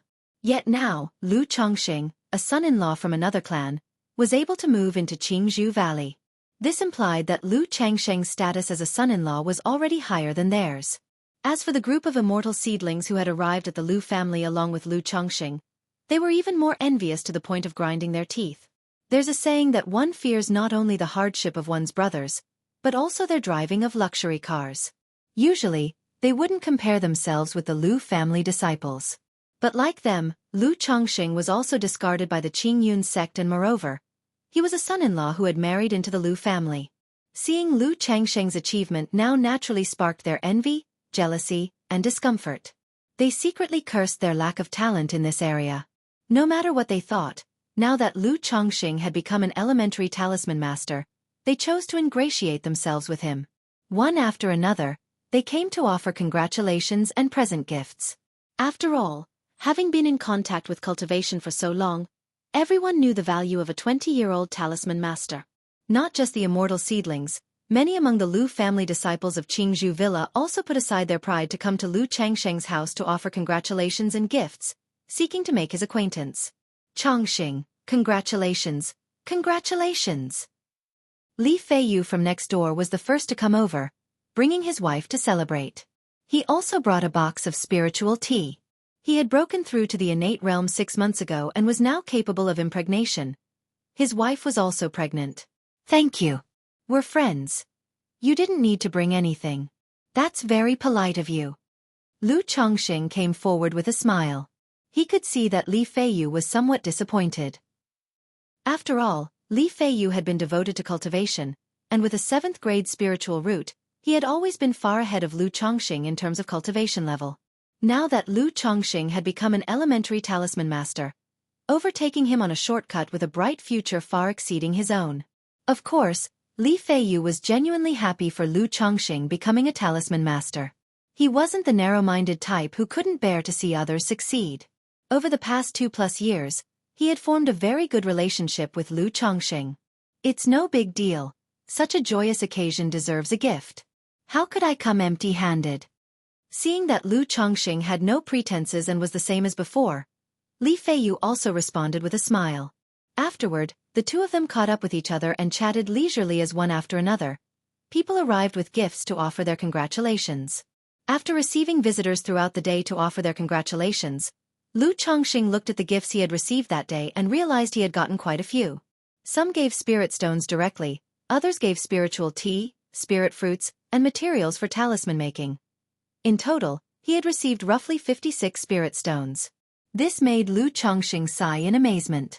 If in the future he were to have a child and hold a banquet, wouldn't he receive so many gifts that his hands would grow tired? But this was just a thought. With the blessing of many children system, Lu Changsheng's approach to his future was to be prudent in everything he did and establish good relationships. After all, he had a family and not a few children, so he needed to pay attention to his reputation. Such matters being done once or twice were fine, but doing them excessively would affect his reputation and how others perceived him. It wasn't necessary and could be more trouble than it was worth. In the following days, Lu Chongqing continued his usual routine, calmly practicing cultivation, spending time with his children at home, while waiting for Uncle Fuss news. Meanwhile, his wives had joyful expressions as they went to meet their sisters and close friends, visiting and chatting. Simply put, they were showing off the fact that Lu Chongqing had become a talisman master. This made the sisters and friends who were married to other immortal seedlings envious, jealous, and resentful. They secretly lamented why they hadn't married Lu Chongqing. Lu Chongqing observed this behavior and said nothing. After all, his wives were people, not baby-making machines, capable of emotions and desires. For now, this was acceptable and caused no harm, but he could already foresee that in the future, his numerous wives and descendants were bound to cause trouble for him, the old ancestor, implicating him in their troubles. A family had its benefits, but sometimes it could also be a burden. But that's the nature of cultivation. Gains come with losses. Having chosen this path with the blessing of many children system, Lu Chongqing was mentally prepared for it. Chapter 19. Moving. 17 days later, Uncle Fu came to inform Lu Chongqing that Qingzhou Valley had been arranged for them, and they could move there to live at any time. Upon hearing this, Lu Chongqing immediately began to move. However, having lived here for over 2 years, and with 9 wives and concubines and 7 children, naturally, he had accumulated quite a few belongings. Looking at so many items, Lu Chongqing felt somewhat of a headache for a moment. The family head had anticipated that moving would be troublesome for you. This is a storage bag, a reward from the family head to you, saying that as a talisman master, you should have a storage bag, which makes things much more convenient. Uncle Fu took out a pitch-black leather bag and handed it to Lu Chongqing, saying, "A storage bag." Upon hearing this, Lu Chongqing's eyes lit up. Because he was hiding many talismans, he had long thought of buying a storage bag to keep them in. But when he inquired at the 100 Treasures Pavilion, even the cheapest storage bag cost 50 spirit stones. Even though he got 5 spirit stones a month, spending 50 spirit stones to buy a storage bag still pained him, so he didn't buy one in the end. Unexpectedly, Uncle Fu now said that the family head was rewarding him with one. "Thank you, Uncle Fu. Thank you, family head." Lu Chongqing immediately expressed his thanks. It seemed that having a skill was indeed valued. Now that he had become a talisman master, the Lu family was much more generous with him. As long as you work hard for the Lu family, we will never treat our own people unfairly," Uncle Fu said with a chuckle. Then taking the bag he continued, "You must have never used a storage bag before, let me show you. Just aim the opening at the item you want to put inside, then inject a strand of spiritual power into the bag, lock onto the item, and it will be automatically sucked in." Having said that, he aimed the opening at a chair near a table, and sent in a strand of spiritual power. Immediately, a beam of white light shot out from the bag, enveloping the chair and causing it to rapidly shrink before being sucked into the bag. This is how to store it, and it's the same when taking items out. Just lock the item you want to take out from the storage bag with spiritual power beforehand. As he spoke, another beam of white light shot out and the chair that had been stored flew out, returning to its original size. Watching this, Lu Chongqing was both amazed and delighted, feeling that having such a storage bag was incredibly convenient. "All right, you can take it and use it." Seeing the excitement in Lu Chongqing's eyes, Uncle Fu handed over the storage bag to him. However, there are a few precautions when using a storage bag that you should be aware of. First, this storage bag only has a space of 1 cubic meter, and it can only shrink objects 10-fold. Therefore, if the object is too huge, or if you store too many items inside, the storage bag will become ineffective. Later, for large items like beds and tables, you don't need to put them in, as the villa in Qingzhou Valley is fully furnished. Second, the storage bag cannot contain living creatures. If you put living people or animals inside, they will surely die. So never try it on children. The third is to not flaunt wealth. This kind of storage bag does not have an owner recognition function. If it gets stolen, anyone can claim the contents as their own, so when you go out, try not to reveal your storage bag in front of other cultivators, otherwise it may attract deadly misfortune. Uncle Fu spoke, his tone serious, as he instructed and advised Lu Chongqing. "Yes, Uncle Fu, I will definitely remember." Lu Chongqing nodded his head, firmly imprinting these words in his mind. Immediately after, he took the storage bag and began moving. He stored all the scattered talismans from the studies cabinets and all the other items he needed to bring with him into the storage bag. Suddenly, the originally troublesome move became much simpler. In a short while, he had packed all his belongings. Considering that Lu Chongqing's wives and concubines were mostly pregnant and he had so many children, Uncle Fu also arranged for a horse carriage to be waiting at the door. He had all the women and children sit in the carriage. Seeing Li Feiyu, who had come to see him off, Lu Chongqing approached with a smile and said, "Feiyu, I won't be able to drop by casually from now on, but don't worry, I'll still come to bother you when I have time. If you ever need anything, feel free to look for me any time. You know our relationship, there's no need for me to say more, right?" Lu Chongqing said warmly, patting Li Feiyu on the back. The life-saving grace from before, coupled with the friendship they had built over these 2 years, had made Lu Chongqing consider Li Feiyu a true friend and a good brother. "Sure, I know what kind of person you are. We're both grown men, there's nothing much to say. Go on, it's not like you're going far." Li Feiyu laughed and waved his hand dismissively, looking carefree. Right away, Lu Chongqing got on the carriage, and together with Uncle Fu, they drove towards Qingzhou Valley. Watching the departing carriage, Li Feiyu couldn't help but sigh softly, a hint of envy in his eyes, before returning to his room to resume his cultivation. Uncle Fu Lu Chongqing. Uncle Fu brother Chongqing. Chongqing bro moving house? Along the road, someone noticed Uncle Fu and Lu Chongqing on the carriage and called out a greeting, their eyes filled with envy. A young girl caught sight of Lu Chongqing on the carriage and was momentarily lost in thought, then headed towards the 100 Treasures Pavilion. It wasn't far from Qingzhou Villa to Qingzhou Valley. The carriage gently moved along for half an hour before Uncle Fu stopped it and said to Lu Chongqing, "This is Qingzhou Valley. However, it's protected by a formation. To enter, you must present the identity plaque I gave you." So said Uncle Fu. Upon hearing this, Lu Chongqing looked closely and noticed a layer of nearly invisible transparent ripples in front of them. He had seen a similar formation when he first entered Qingzhou Mountain. He hadn't expected there to be another layer of formation inside the Lu family. Then, Uncle Fu took out the identity plaque and drove the carriage through the transparent ripples. The scene inside Qingzhou Valley was somewhat similar to the outside. As for the difference, the Qingzhou bamboo here was much taller and sturdier compared to the bamboo spreading across the hills outside. And there were even some distinctly visible, jade-green bamboo.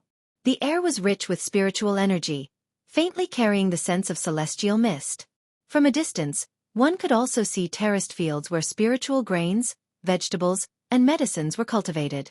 "Is this Qingzhou Valley?" Lu Chongqing surveyed the surroundings with some curiosity and asked. "Yes, this is the core region of Qingzhou Mountain, Qingzhou Valley, with a second-grade spirit vein underneath. Living here will make your cultivation efforts much more effective, and if your wives, concubines, and children live here long-term, they too will benefit from stronger bodies and longer lives," explained Uncle Fu with a chuckle, then continued to drive the carriage forward, stopping in front of a manor. "This will be your residence." Pointing to the manor, Uncle Fu told Lu Chongqing. "This big." Lu Chongqing was somewhat surprised looking at the manor before him. The manor was many times larger than his previous private courtyard, sprawling across 5 or 6 acres at a glance. Of course, coming here, the conditions naturally differ from those at Qingzhou Villa. Not only is the manor large and beautifully situated, but it also benefits from soundproofing and spirit-gathering formation effects, Uncle Fu continued to explain. Then the wives and concubines from the carriage disembarked one after another, and upon seeing the manor, they too were so astonished that their mouths hung open. Their previous lives had been in the secular world, where they never had living conditions this lavish. Everyone entered the manor. Inside, each building was constructed with an impressive grandeur. Pavilions, towers, winding corridors, rockeries, and ponds made Lu Chongqing feel as though he had entered a prince's mansion from his past life, luxurious and magnificent. Moreover, the misty spiritual energy in the air gave the manor the feel of a fairyland on earth. Even a residence for someone in the Qi refinement realm is this nice.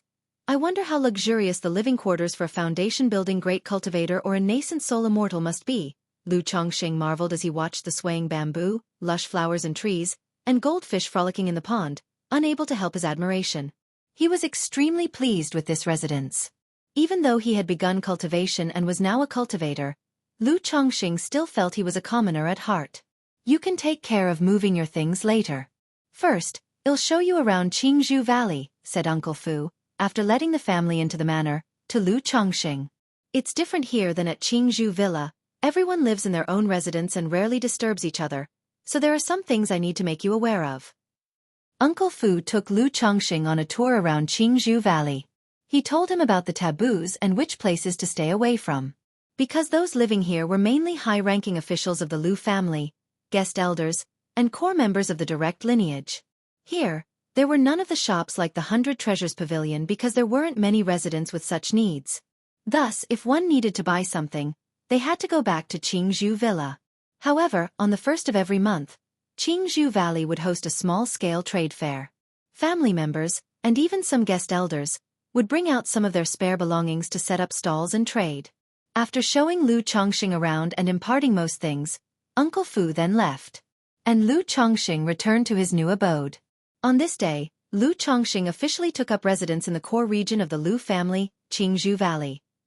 You're tuning in to the Xiaofan's Wuxia Tales YouTube channel. Don't forget to subscribe and join us on this journey to catch the most captivating stories.